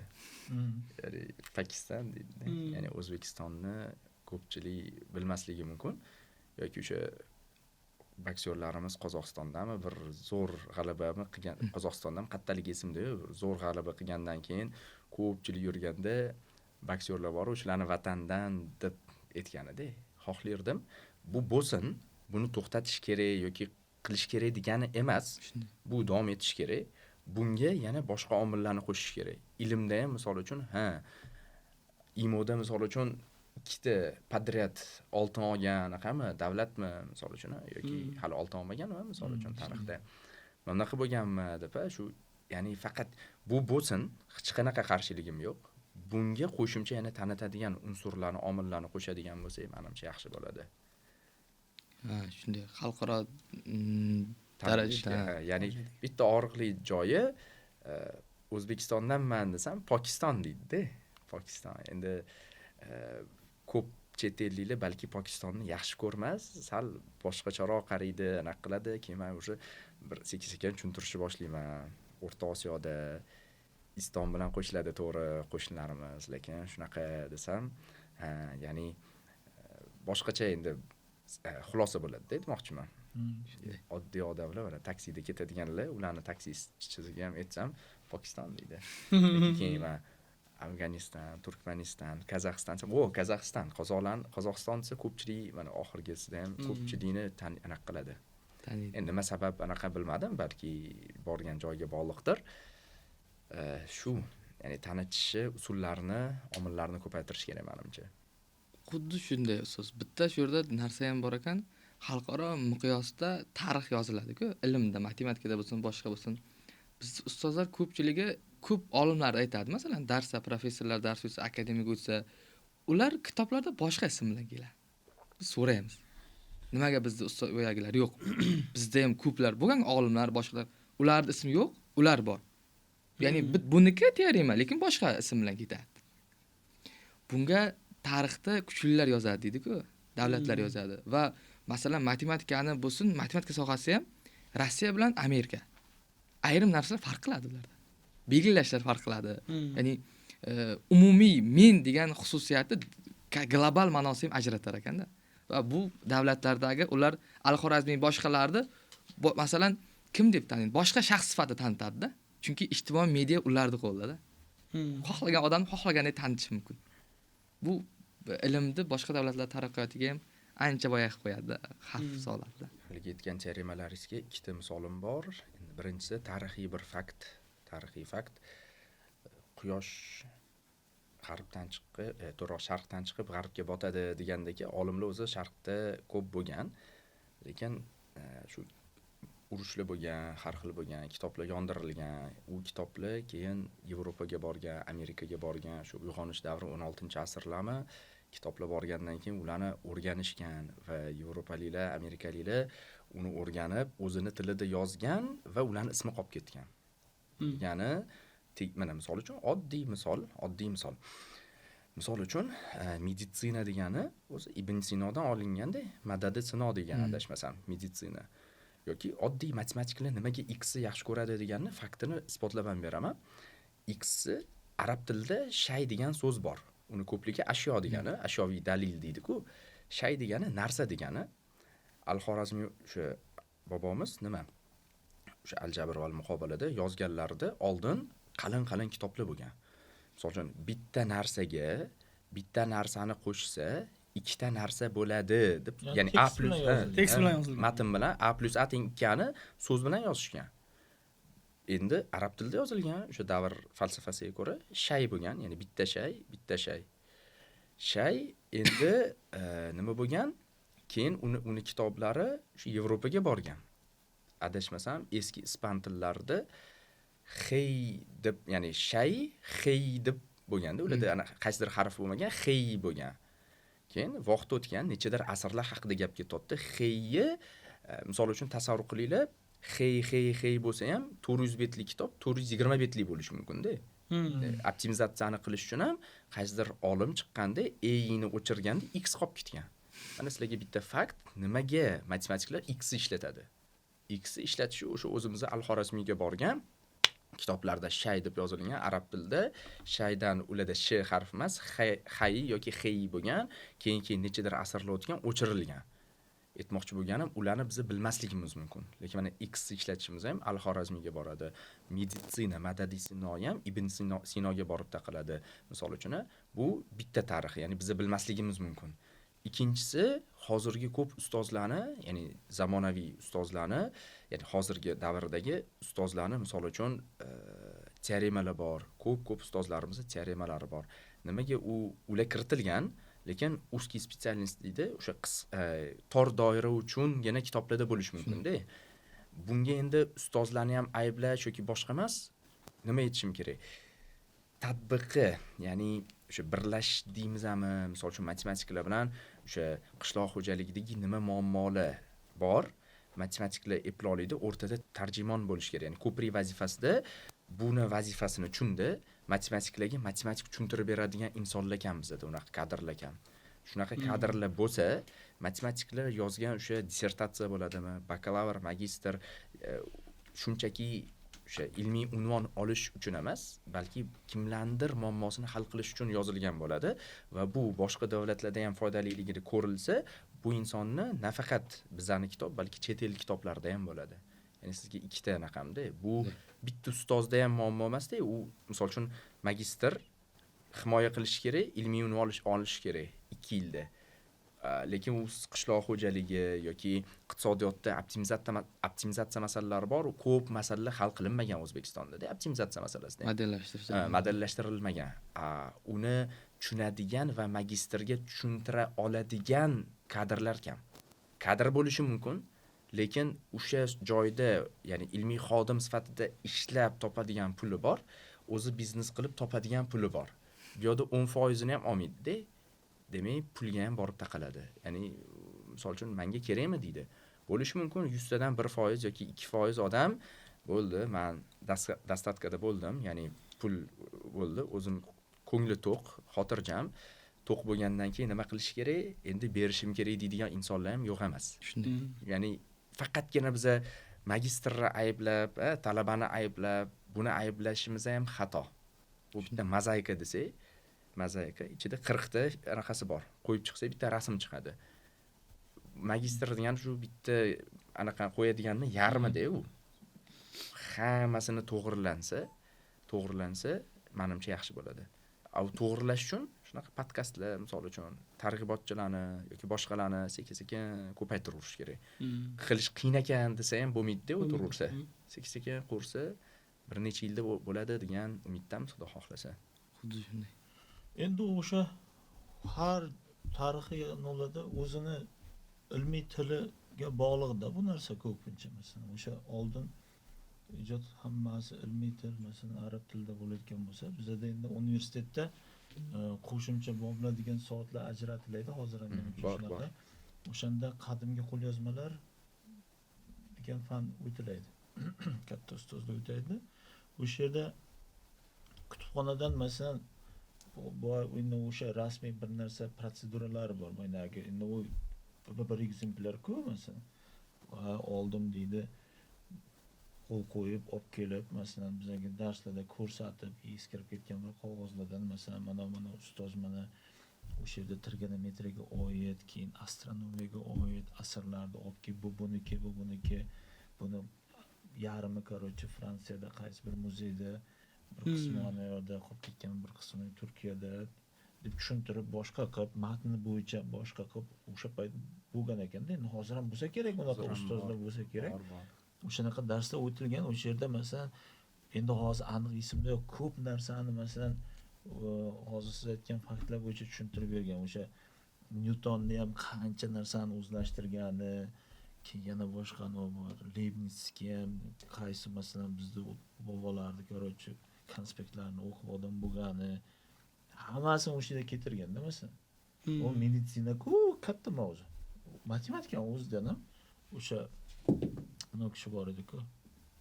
Al-Qoshiy Jamshid, G'iyosiddin Al-Qoshiy. O'sha kishini ham masalan o'sha geometrik astronomiyadagi bir mavzulari bor edi. Inversiyaga bir narsalar o'shalarda ham masalan ular olib turib teoremalarni короче o'zini undan chiqqan bosgan masalan. Uni hech kim himoya qilmagandan keyin masalan aytaveradi, men teoremam deydi, nomini yozib qo'yadi. Uni hech kim yo'q, uni bizni bobomiz qilgan, nima qilyapsan deyotgan odam bo'lmagandan keyin bo'laveradi u ahvol masalan. Uning uchun hozir endi tendensiya shunday bo'lyapti. To'g'ri, til sifatida ingliz tilini o'rganish kerak. Hech meni anom yo'q masalan. Men o'zim yaxshi bilmayman, lekin matematik odam bilish kerak-da. Hozirgi masalada endi bir himoya qilish uchun ular nima deyapti masalan, biz nima bo'lgan, endi hozir arab tilini ham bilishimiz kerak masalan bu narsalarni o'rganish uchun. Ingliz tilini masalan hozir mana maxluqotga kirib mana Google degan anoga biron nimaga bundan qiziqib so'rasangiz, sizga masalan necha bir qism, mizr qism o'zbek tilida ma'lumot beradi. Kam. Vaholanki uni hammasini men bobom qilgan. Lekin sizga hammasini inglizcha beradi. Lekin bizdagi yoshlar ingliz tilini yaxshi o'rganyapti-da, matematikani boshqa yoki biologiyani, ximiyani o'rganishga ana yo'q. Qunt yo'q yoki sabr yo'q yoki boshqa yo'q, xohish yo'q. Faqat lekin o'shani tushunmayapti masalan uni. Bitta ingliz tilini men qarshi emasman. Lekin nima uchun kerak u? bitta ingliz tilini o'rganish nima uchun kerak? Til bilasiz. Boshqa fundament til bilish yaxshi u, lekin bitta til bilgan bilan nima bo'ladi? Masalan, bulbul sayraveradi. Bulbul tilda. U masalan biron teorema isbotlamaydi. Til bildik, ingliz tili nima bo'ldi? Masalan, hozir endi shu yoshlikda ruscha o'qiganmiz. Endi hozir yana o'shanga aytayotgan biron ma'lumot izlasangiz, haliyamki rus tilini bilamiz, ingliz tilini kam bilsak ham. Agar shuni ham bilmasak, masalan, bitta o'zbek tilida nima qila olamiz? Ming kuchli matematik bo'ling, boshqa bo'ling, ishlang, lekin qo'shimcha ma'lumot, bir narsalarni o'rganish uchun til kerak-ku. Ha, bizdagi yoshlarda teskari fikrlash. Til bor, buyog'i yo'q. O'shani ham masalan bir to'g'ri yo'lga qo'yish kerak deb o'ylayman. Yana aytyapman, men da'vogar emasman, vazir ham demoqchi emasman, yasham maktabda masalan markazda deganda. O'shani muammosi o'zi mana shuni endi tasavvur qiling, ular конечно hech narsa qilmaydi. Men ikkita markaz normal boshqarib, normal bolalarga ilm bilim beryapmiz, kadrlar bilan ishlayapmiz, lekin mana shuncha muammo bor. U nechta maktab bor, endi maktablarda hammasini saviyasi har xil. U yerdagi jamoa boshqa yaxshi ustozlar bor, qo'shtirnoq ustozlar bor, va shu qo'shtirnoqda ichiga kirib bo'lmayotgan ustozlar. Ular bilan ular qanday ishlayapti? Men shuni вообще tushunmayman. Ahvol og'irda prosta. Ahvol og'ir. Men anomas, prosta fikrim. Shuning uchun endi boshqa tillarni ham qattiq o'rganish kerak. Bitta hazillik kameradan keyin aytib beraman dedim. Mayli, sal jiddiy bo'lganga himoya qilishga doir bir ustozimiz aytib beruvdilar. Ajoyib. Qisqasi, bitta anaqa bor ekan, aspirantura 3 yil-ku. 3 yil, ya'ni musiqa bo'yicha fan nomzodi bo'lmoqchi ekan, himoya qilmoqchi ekan. Kirgan ekan. Qisqasi, ustozi vaqt o'tibdi de bir haftadan keyin himoya ekan. Familiyasi chiqib qopti. Top kelinglar debdi. Оказывается, u 3 yil oldin kirgan ekan o'qishga. Shu bilan yo'q ketgan stipendiyalar olgan. Bir hafta qolganda chaqirishibdi. Shunaqa o'quvchim bor ekansan. Ha, assalomu alaykum ustoz. Kel. Hop, bir haftadan keyin himoya ekan.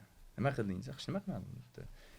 Nima qilamiz? Himoyaga olib chiqish kerak endi debdi. Muammomiz Beethoven oldin plastinkalar bo'lgan-ku. Beethovenniki bor-ku, plastinkani. Shu klassikasini olganda, bunaqasiga burganda, bunaqasiga ham ashula bo'ladi-yu. Shunaqasi buradi-yu. Shunaqaga qo'ygan bo'l, bitta san'at asari bo'ladi debdi. Ha, bo'pti debdi.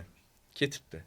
Bir haftadan keyin himoya, hamma kostyum, mana qiladi, o'tirib, chaqirib, hamma maqtabdi, zo'r, bunaqa debdi-da.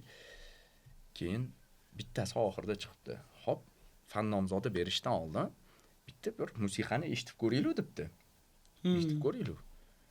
Keyin musiqani eshitib ko'ringlar deb plastinkasini olib kelishibdi-da. Bitta qo'yishsa Beethovenning ashulasi-da. Beethovenning ashulasi. Hamma aytibdi.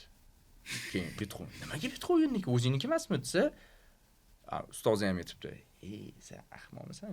Beethovenni o'zini emas, orqasini qo'yish kerak edi desa, ustozga imlabdi. Yo'q ustoz, men Beethovennikini topolmadim. Men siznikini oldim. Siznikini teskarisini qo'ydim debdi-da. Ya'ni xulosa qanaqa? Ustozi Beethovenni teskarisini olgan, shogird ustozinikini olgan, uni teskarisini olgan. Beethoven chiqib kelganda plagiat degan anaqa bo'yicha. Yolg'onni inkor qilsa rosa ketadi. Ikkita inkor, ikkita minus plus bo'ladi. Faqat ko'paytiruvdi-da. Qarz olib, yana qarz olsa, qarz ko'payadi degandek yoki kulga umrni uzaytiradi, faqat kim ustidan kulishga bog'liq deydi-yu. Maktab, universitet bor, undan keyin ta'lim bor. Oliy ta'limdan keyin Oliy ta'limdan keyin ta'lim, doktorant, aspirant boshqa. Ko'prik bor bular orasida. Dunyo miqyosida bor. Bizda ham qaysidir ma'nosida bor, lekin asli yo'q deydi shu ko'prik. Masalan, bir bola matematikaga maktabdan qiziqib keldi. Kam hollarda maktab bitirguncha matematikaga qiziqish qoladi-da. Universitetga qiziqib kirdi. Milliyda-ku mayli endi hammasi boshqa umumiy olganda. Kam hollarda 4-kursgacha qiziqib qoladi. Boshqa jarayonlarda. O'sha ko'prik bugun qaysidir ma'noda bordir yo boya xomaki varianti bormi uncha yo'q deydi. O'shani bir qadar qo'yish muhim deb o'ylayman. Shuni bir qo'yishga bir tavsiyalar bo'lsa yo bir fikrlar bo'lsa, ya'ni hamma sohada hamda matematik maktab uzilib qolgan universitetda masalan bola bitiryapti, universitetda qaysi sohasi nima o'rgatishini bilmaydi misol. Kim bo'lishini bilmasligi mumkin. Chunki biz hozir bir nechta atrofimizdagi iqtidorli o'quvchilar bilan cheklanib qolib, meni qishlog'imdagi oshnamni bilaman men qandayligini. O'sha bolalar uchun ham biz bugun yechim sifatida nimadir taklif qilish uchun o'tiribmiz-da. Nima muammoga biz chunki siz bilan bugun bizda professordan ko'p odam taniydi. Ishoning taniydi. Akademik tanigandan ko'ra ko'p odam siz bilan bizni kuzatadi. Chunki bitta akademik 2 million odam tanimasligi mumkin, ko'rmasligi mumkin. Lekin bizning Facebook'imizda Instagram 2 million odam ko'rsatyapti-da.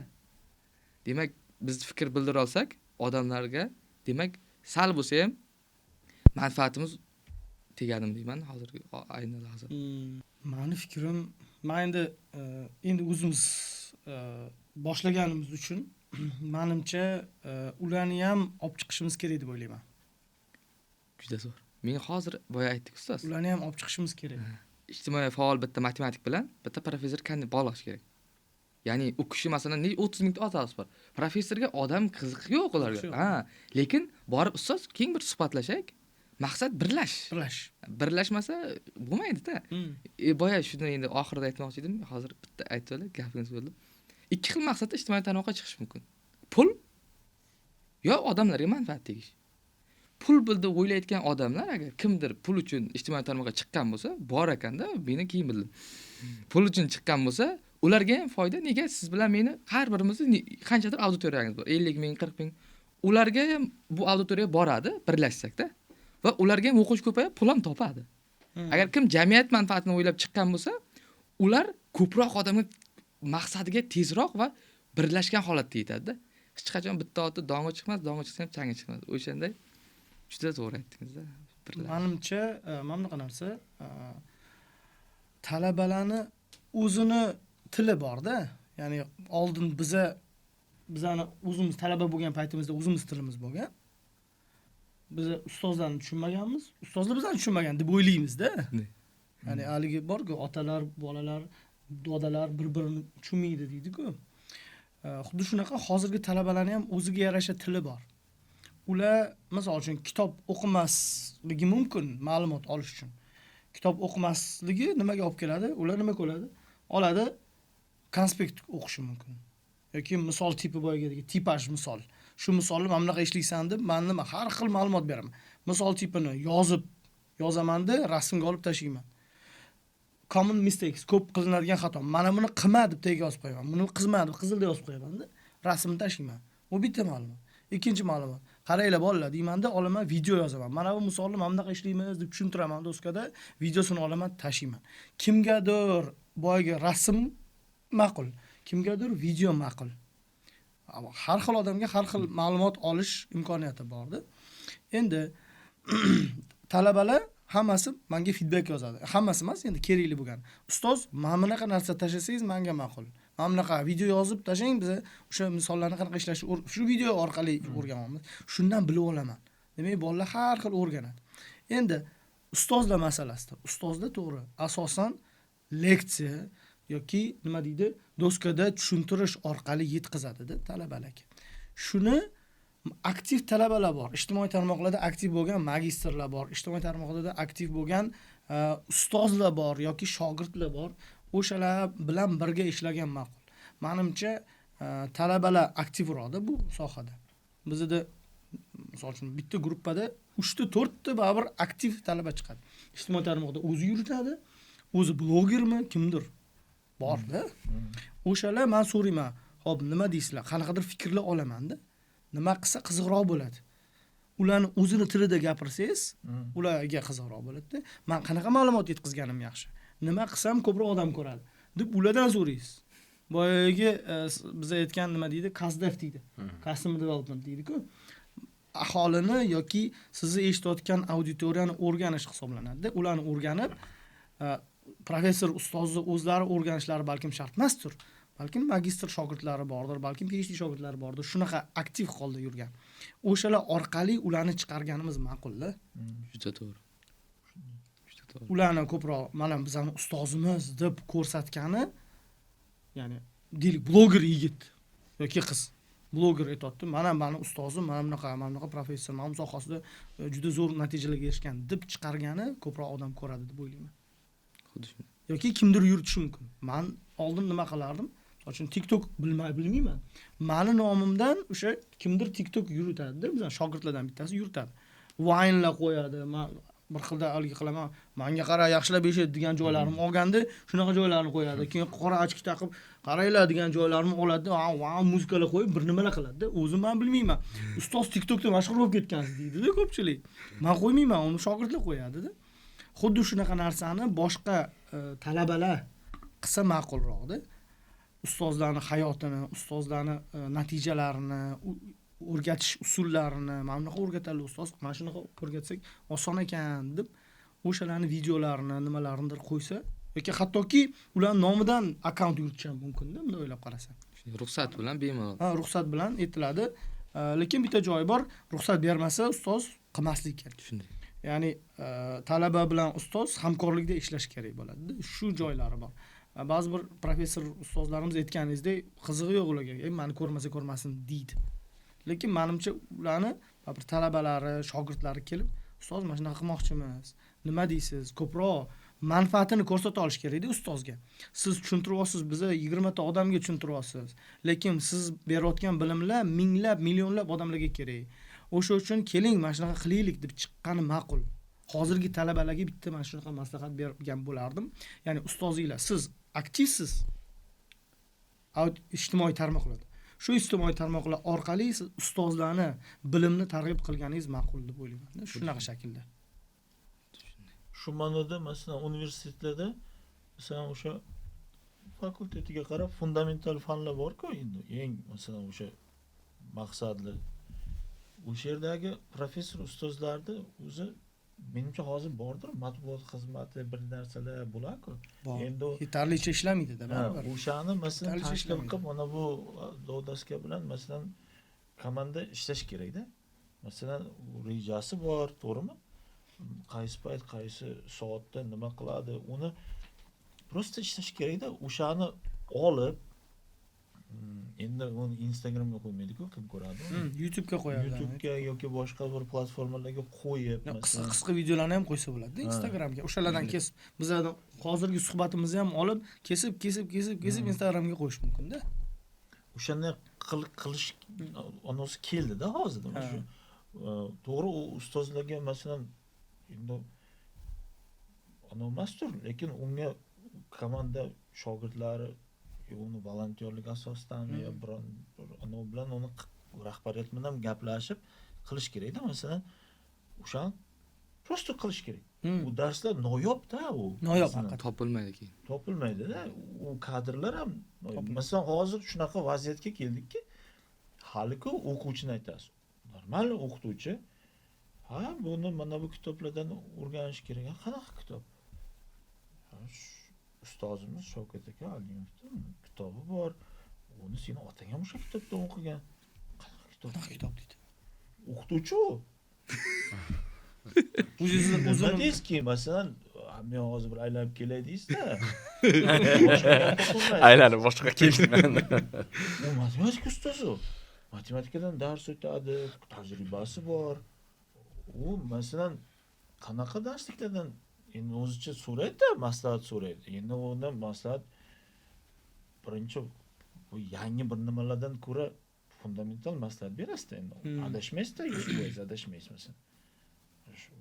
Biz ustoz bor Shavkat aka Alimov. O'shani kitobini olasan, mana shu yerda chotki berilgan uni. Qanaqa kitob deydi? Ahvol og'ir. Endi men pessimist odam emasman. Prosta real og'ir-da hozir. Uni to'g'irlash kerak. Endi uni to'g'irlash biza aytgandek O'rinmas. biza bu aytdingiz-ku, niyatimiz shu, endi to'g'ri bo'ladimi, bo'lmaydimi, o bizaga Muzika. lekin niyat shunaqa. Niyat shunaqa. Endi hozirgi bizani yosh xalq, yoshlar kitob o'qishdan boshqa shaklga o'tdida, ya'ni u kitob o'qigan deydi. Chunki qisqa vaqtda kursda bo'ladi. O'rta Awesome. avlod ham hattoki shu darajaga keldi. Bu aytganingizdek ustozlar ham shu kitob o'qimasdan ham nimadirlarni video orqali o'rganib, har xil kanallar bor YouTube'da, boshqa o'sha orqali o'rganib haligi qiladi. Kitob o'qimaydi. Shuning uchun balkim yana bitta g'oya keladida, kitoblarni balkim videosini chiqararmiz. Shuni qilish kerak, ha? Zo'rmi? Videosini chiqararmiz. Olinadi, ustozlarning kitobi olinadi, tahlil qilib chiqiladi, izoh qilib video yoziladi. Mana bu formulalar, mana bu sohalarda ishlatiladi videosi. Mana bu bunaqa masalalar ishlash uchun mana bu ustozi mana bu formulasini yoki modellari ishlatiladi. Shunday. Hozir juda zo'r aytdingiz-da. Masalan, hozir bu narsa nega ko'p fikrlar qolib ketadi? Ko'p fikr keladi-da, qolib ketadi-da. Chunki biz bitta odam. Masalan, siz aytdingiz, hozir chiqasiz, universitetga ish bor, ketish bilan. Ketish bilan. To'g'rimi? Bizda kuzatayotgan qancha talaba bor. O'zbekistonda eng muhim qatlamida talabalar va unga juda ko'p vaqt bor. O'qishdan tashqari ham ko'p vaqt bor-da. Va o'sha o'qimaydi ham ko'p, masalan, o'qimasa ham bar bo'sh vaqti bor-da, o'qisa ham bo'sh vaqti bor. O'shalarda masalan birlashish o'shanga kerak-da. Chunki sizda auditoriyangiz bordir, masalan, ularga unday salohiyat yo'qdir. Masalan, siz ko'rayotgan boyagi o'quvchilarda hammasida kitobda unday qilish imkoniyati, lekin boshqa ustozlarda bo'lishi mumkin. Shuning uchun juda muhim birlashish. Masalan, chunki ular aytadi, ustoz siz qilmoqchi edingiz, men shogirdim bor, SMMchi yo shuni biladi, sizga yordam beradi, biz jamiyatga foydamiz tegsa bo'ldi deydi. Bor ekanda shunday odamlar. Bor. Shunday qilsak, ko'pchilik bo'lsa katta auditoriyaga bo'ladi foydasi. Yana yangi g'oyalar chiqaradi gaplashgan sari. Mana hozir deylik kitob, jonli kitob uni elektronlashtirilyapti. Planshetga tushiradigan shaklda yoki telefonda o'qiydigan shaklda elektron kitob bo'ldi. Hozirgi ba'zilar ko'pchiligi elektron kitobni ham o'qimaydi. Audio kitobga o'tdi. Audio kitobdan video kitobga o'tiladi. Keyinchalik rivojlanib deylik, misol uchun kitobni o'zi emasda virtual kitob bo'ladi. U kitobni tasavvur qilish uchun qanaqadir ham virtual narsalarni ko'rasiz. Ochkalarga kiyib. O'sha ochkalarda ko'rasiz-da. Balkim sekin-sekin shunga boramizda, shu darajaga yetib boramiz. Virtual kitob. Shunday. Shu formuladan mana buni ishlatilyapti. Yoki mana bu jarayon, mana bu model orqali tahlil qilinyapti. Mana bu yog'ida, mana bu X, mana bu Y, mana bu Z va hokazo ko'rsatkichlari deb. Shunaqa shaklga kelinadi, xudo xolisa. Hozir masalan kuzatamiz, chetda taglar doim bizdan oldindagidek o'xshaydi-da. Keyin o'tirib tahlil qilsangiz, ularning kamidan nechtadir komandasi bo'ladi-da. O'ziga o'xshaganlar, boshqalar va realning jamoa bilan ishlaydi-da. Hozir bu yerda ham agar aniq maqsadli kishilar, ilmli ziyoli kishilar bilan jamoaviy ishlansa, biz hozirga ketayotgan turishimizdan bir necha bor sakrab yuqoriga o'sib ketishimiz mumkin. Shunchaki o'smaymiz, sakrab. Nega? Ko'pchilik bir xil maqsadli odamlar yig'ilganda. O'sha juda maqsad. Hozir Telegram kanalimiz bor edi. Targ'ib qilish kerak. Ustozlarni qo'shish kerak. Telegram kanalimiz bor mana. Sizlarda men kanalingizda men sizlarni o'sha yerdan yozdim, ustozni aytgan. Telegram kanalimiz bor. O'shanga balkim kengroq auditoriyani yig'iylik, matematik professor ustozlarni qo'shaylik, boshqa qilaylik.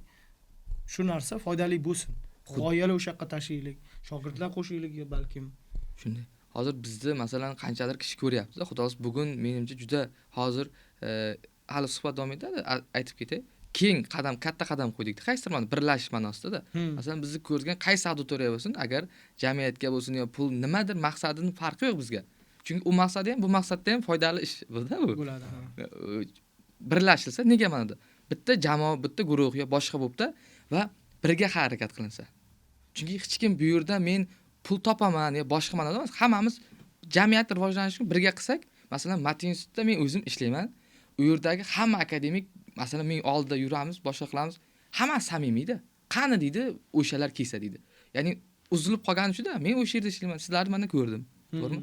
Yig'ilsak, ularni birontasi akademiklar u katta odam emas-da. Nima desa, bo'ldi, qo'shilamiz. Yig'ilsak, choyxonaga. Men boraman ularga. Masalan, keladi. Yoshga borsak. Keyin universitet ustozlari bor. Maktabdan, ya'ni 3 ta ko'prikni biz bitta joyga yig'aylikda, ya'ni liderlarni bitta joyga yig'sakda va birga harakat qilsak. Bu hozirgi aytayotgan harakatim hali bironta sohada uncha men ko'rmadim men. Hatto ingliz tilida ham faqat uni sohadagi individual bo'lib ketgan va katta pul ularni bunday fidoyikorlikka ushlab turibdi. Rostdan. Masalan, boshqa fanlarda matematikadagi fidoyilik kamroq bo'lar ekanda, misol. Bilmayman, ustozlarda ko'rib, balki ularda ham bordir. O'shani xudo xolasa asosiy bugun shu juda katta narsa qilgan bo'lardik-da agar kimlargadir o'sha birlashib bir ko'proq foyda keltirishni o'ylab harakat qilinsa-da. Onlayn va offlayn ta'lim. Juda muhim-da endi. Zo'r savol bo'ldi, lekin zo'r savol. Men o'zim haligi nima deydi, o'tkazganim uchun haligi qilaman. Ancha tajribasini oldik desak ham bo'ladi. Ustozda ham onlayn darslari bor, to'g'rimi? Bor. Nisbatan kamroq. Men endi ancha ustida ishlaganim uchun haligi qilaman. Onlayn kurs boshladik. Onlayn kurs boshlaganda nima? Deylik, baribir kursni boshlashdan maqsad ham kursda kimdir o'qisin. Uni sotishda baribir. Kursni sotishga harakat qilamiz. Baribir ilm berilyapti-da, masalan, chunki bu yerda ham o'qiyapti, shu sizdan olsin shu. Farqi bor ekan onlaynni. Va ingliz tilida ham onlayn kurslar bor. Har xil fanlar bo'yicha, har xil kasblar bo'yicha onlayn kurslar bor. Endi bizani aholimiz, endi men boshlaganimda nima bo'ldi? Aholimiz unaqa zo'r tayyor deyomas ekanmiz-da aholi. Chunki biz endi Instagram orqali target qildik, boshqa qildik, ko'pchilikka yetib bordi auditoriya. Lekin kursni asosiy olish kerak bo'lgan paytda qarorni ota-ona qabul qiladi-da. Pulini ota-ona to'laydi chunki. Endi gaplashyapti, endi bizani sotuvchilar bor, o'zimiz bormiz. Aytadiki, ustoz deydi, o'zi bolam jonli kursga borib o'qimayapti-yu, sizni onlayn kursida qanaqa o'qiydi degan savol qo'yapti-da. Juda qiyin masala-da. Endi onlayn kursda kim o'qish kerak degan savol. Onlayn kursda mustaqil o'zi o'qishim kerak degan fikrga borgan odam o'qiydi.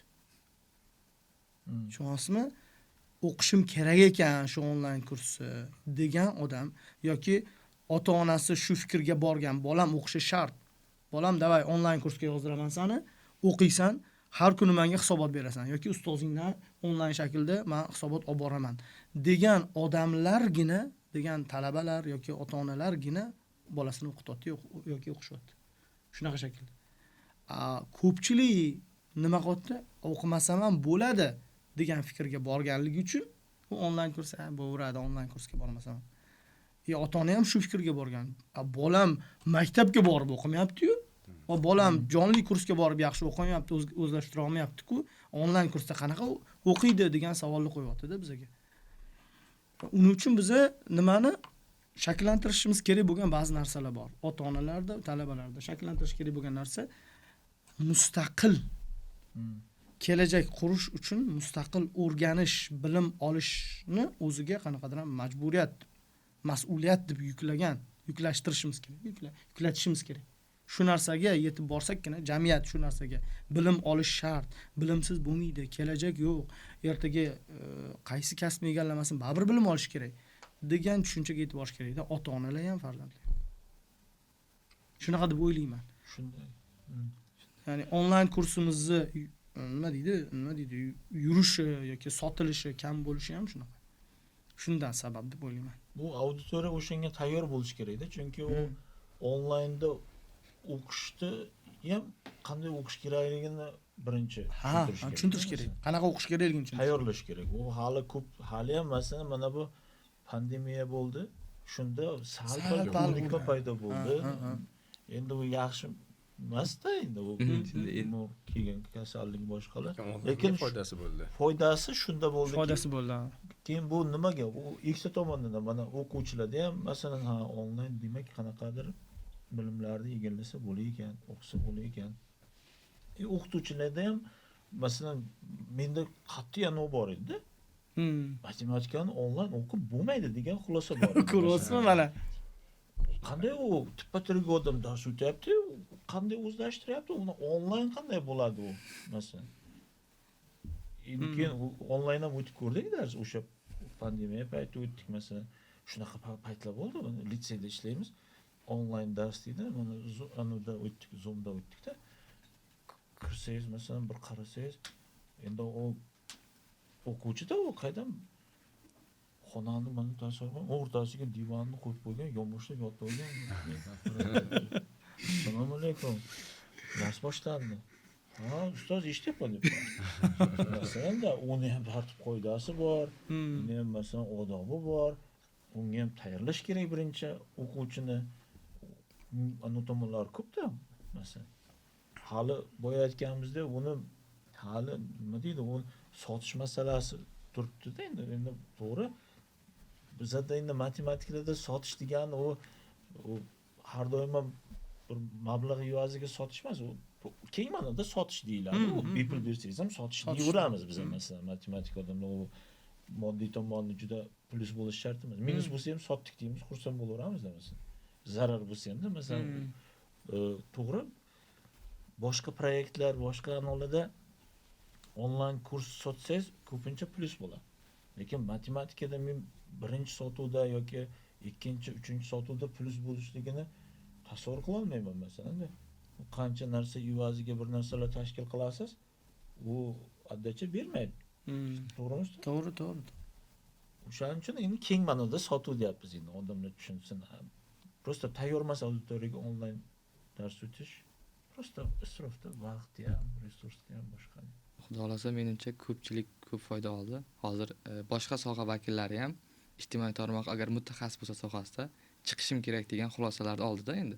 Chunki ko'p sohalarda hali bu narsa tushunib yetilgani yo'q-da, borish kerak albatta. Lekin O'zbekistonda hamma sohada kuchli mutaxassislar chiqsa, odamlar shunga qarab e'lon qilsa, juda foydali bo'ladi-da, xudo xolasa. Lekin endi manfaatli bo'lgan bo'lsa, biz xursand bo'laydik. Masalan, mana shunaqa suhbatlarni ko'paytirishimiz kerak. Masalan, birga ishlashimiz kerak. Shunday, xudo xolasa. Bu motivatsiya bu har kuni beriladigan yoki narsa emas, yoki dori emas.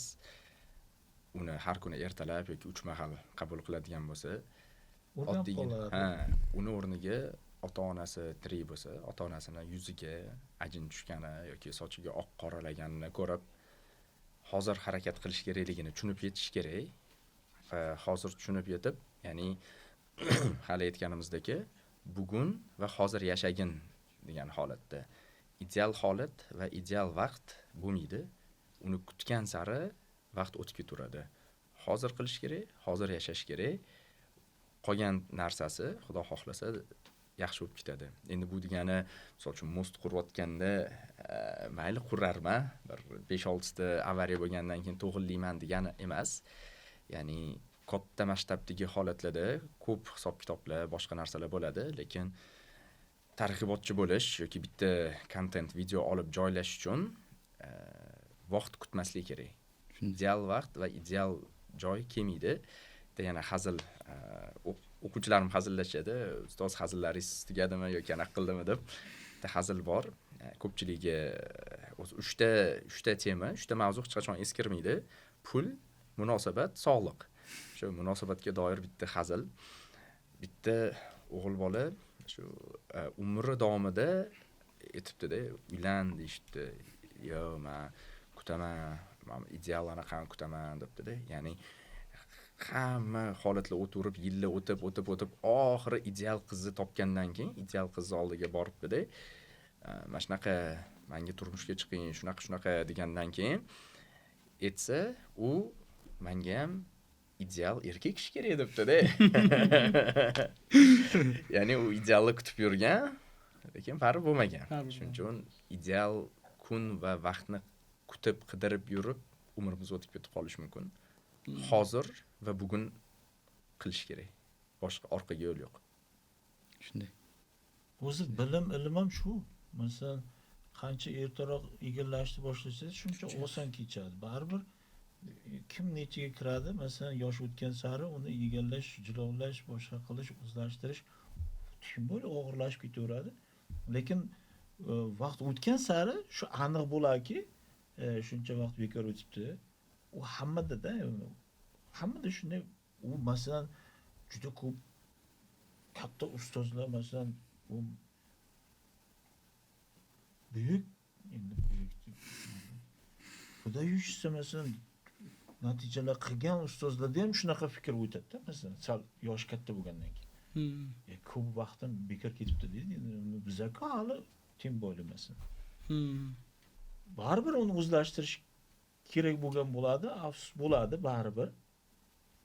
Ertaga yana kuchliroq bo'ladi. Endi yana lekin ustoz aytgandek qancha erta boshlasa shuncha yaxshi. Finishga tezroq yeta oladi deydi. Finish oxirgi so'nggi gapim bo'lib qolmasin degandek-ku, ya'ni natijaga demoqchiman-da. Finish desa tushunarli bo'ladi. Ha, Finishga masalan katta anov bilan borgan yaxshi-da baribir. To'g'ri. Tajriba, bilim, ilm bilan. Prosta yengil futbolkada borgandan ko'ra. Masalan, Shunday. uni yuguruvchilar kiyadi-ku, futbolkami, nima deydi? Maykami. Bugungi ancha zo'r, yaxshi ma'lumotlar, yaxshi fikrlar bo'ldi. O'zi aslida mana inson o'zidan, hayotidan keyin nima qoldirishi masalada. Ya'ni qanchalik ko'p narsa meros qoldirdi, shu bilan baholanadi. O'zi aslida men o'ylaymanki, insonni o'zidan qoldirgan meros sifatida bizani videolarimiz, ya'ni qilinayotgan ishlarda qanaqadir jamiyatga foyda keltirsa, keyinchalik ham o'sha narsa bizani nima deydi, hayotimizdagi erishgan yutuqlarimiz bo'ladi deb o'ylayman. Ya'ni bu narsani keng ommaga tarqatish kerak. Kimlardandir kitob qolar, kimlardandir masjid qolar, kimlardandir bizadan balkim videolarimiz, xudo xolasa kitob yozisham niyat bor. Kitob yozisham, kitoblarimiz bor. Endi faqatgina kitob emas, video ham o'zi aslida qanaqadir meros yoki bizadan qolgan rasmlar, videolar, o'sha hammasi meros sifatida qoladi deb o'ylayman. Ya'ni bu narsani ko'paytirish kerak. Shunday ko'paytirish kerak. Katta rahmat ustozlar sizlarga. Xudo xolasa bugun demak biz katta qadam qo'ydik deyman. Ya'ni bugun bizni kuzatayotgan ustozlar bo'lsin, kimlar bo'lsin, qaysi soha vakili bo'lmasin, birlashish taklif qilamiz. Chunki hozir kelib ximik bizga nima qilaman matematika orasiga deyish mumkin. Ximikka birikda yana ximik qo'shilishi mumkin. Ular alohida birlashishi mumkin-da. Ya'ni birlash deganda biz birlashyapmiz, ular kelib birlashni nimaligini ko'radi-da. Borib keyin o'zining sohasida shuni tatbiq qiladi. Maqsad shu, biz ilmni targ'ib qilish. Bitta matematika emas, hamma soha. Kelsin, ko'rsin, o'rgansin, qilsin bor sohasida. Shundan xudo xolasa endi bitta alohida guruh ochamiz, akademik bo'lsin, professor bo'lsin qo'shamiz. Birga xudo xolasa ishlaymiz endi. Katta rahmat. Sizga Kontaktlarni yig'ing. Ha, xudo xolasa. suhbat uchun tashakkur. Juda yaxshi fikr almashishlar bo'ldi. Juda zo'r, manfaatli bo'ldi o'zimizga va boshqalarga xudo xohlasa. Rahmat Katta rahmat. taklif uchun. Sog' bo'ling. Rahmat. Assalomu alaykum qadrli ilm ixlosmandlari. Sizlarni ushbu ilm targ'iboti yo'lida olib borayotgan ishlarimizni qo'llab-quvvatlayotgani uchun ustozimiz Sherzod Do'stov va Inspiring Education jamoasiga o'z minnatdorchiligimizni bildiramiz. Ustozimizni ijtimoiy tarmoqlarda olib borayotgan ilm targ'iboti yo'lidagi sa'y-harakatlarini va Inspiring Educationda yurtimiz bo'ylab onlayn va offlayn juda sifatli ta'lim berib kelayotganligini e'tirof etgan holatda ularni sizlarga tavsiya etamiz.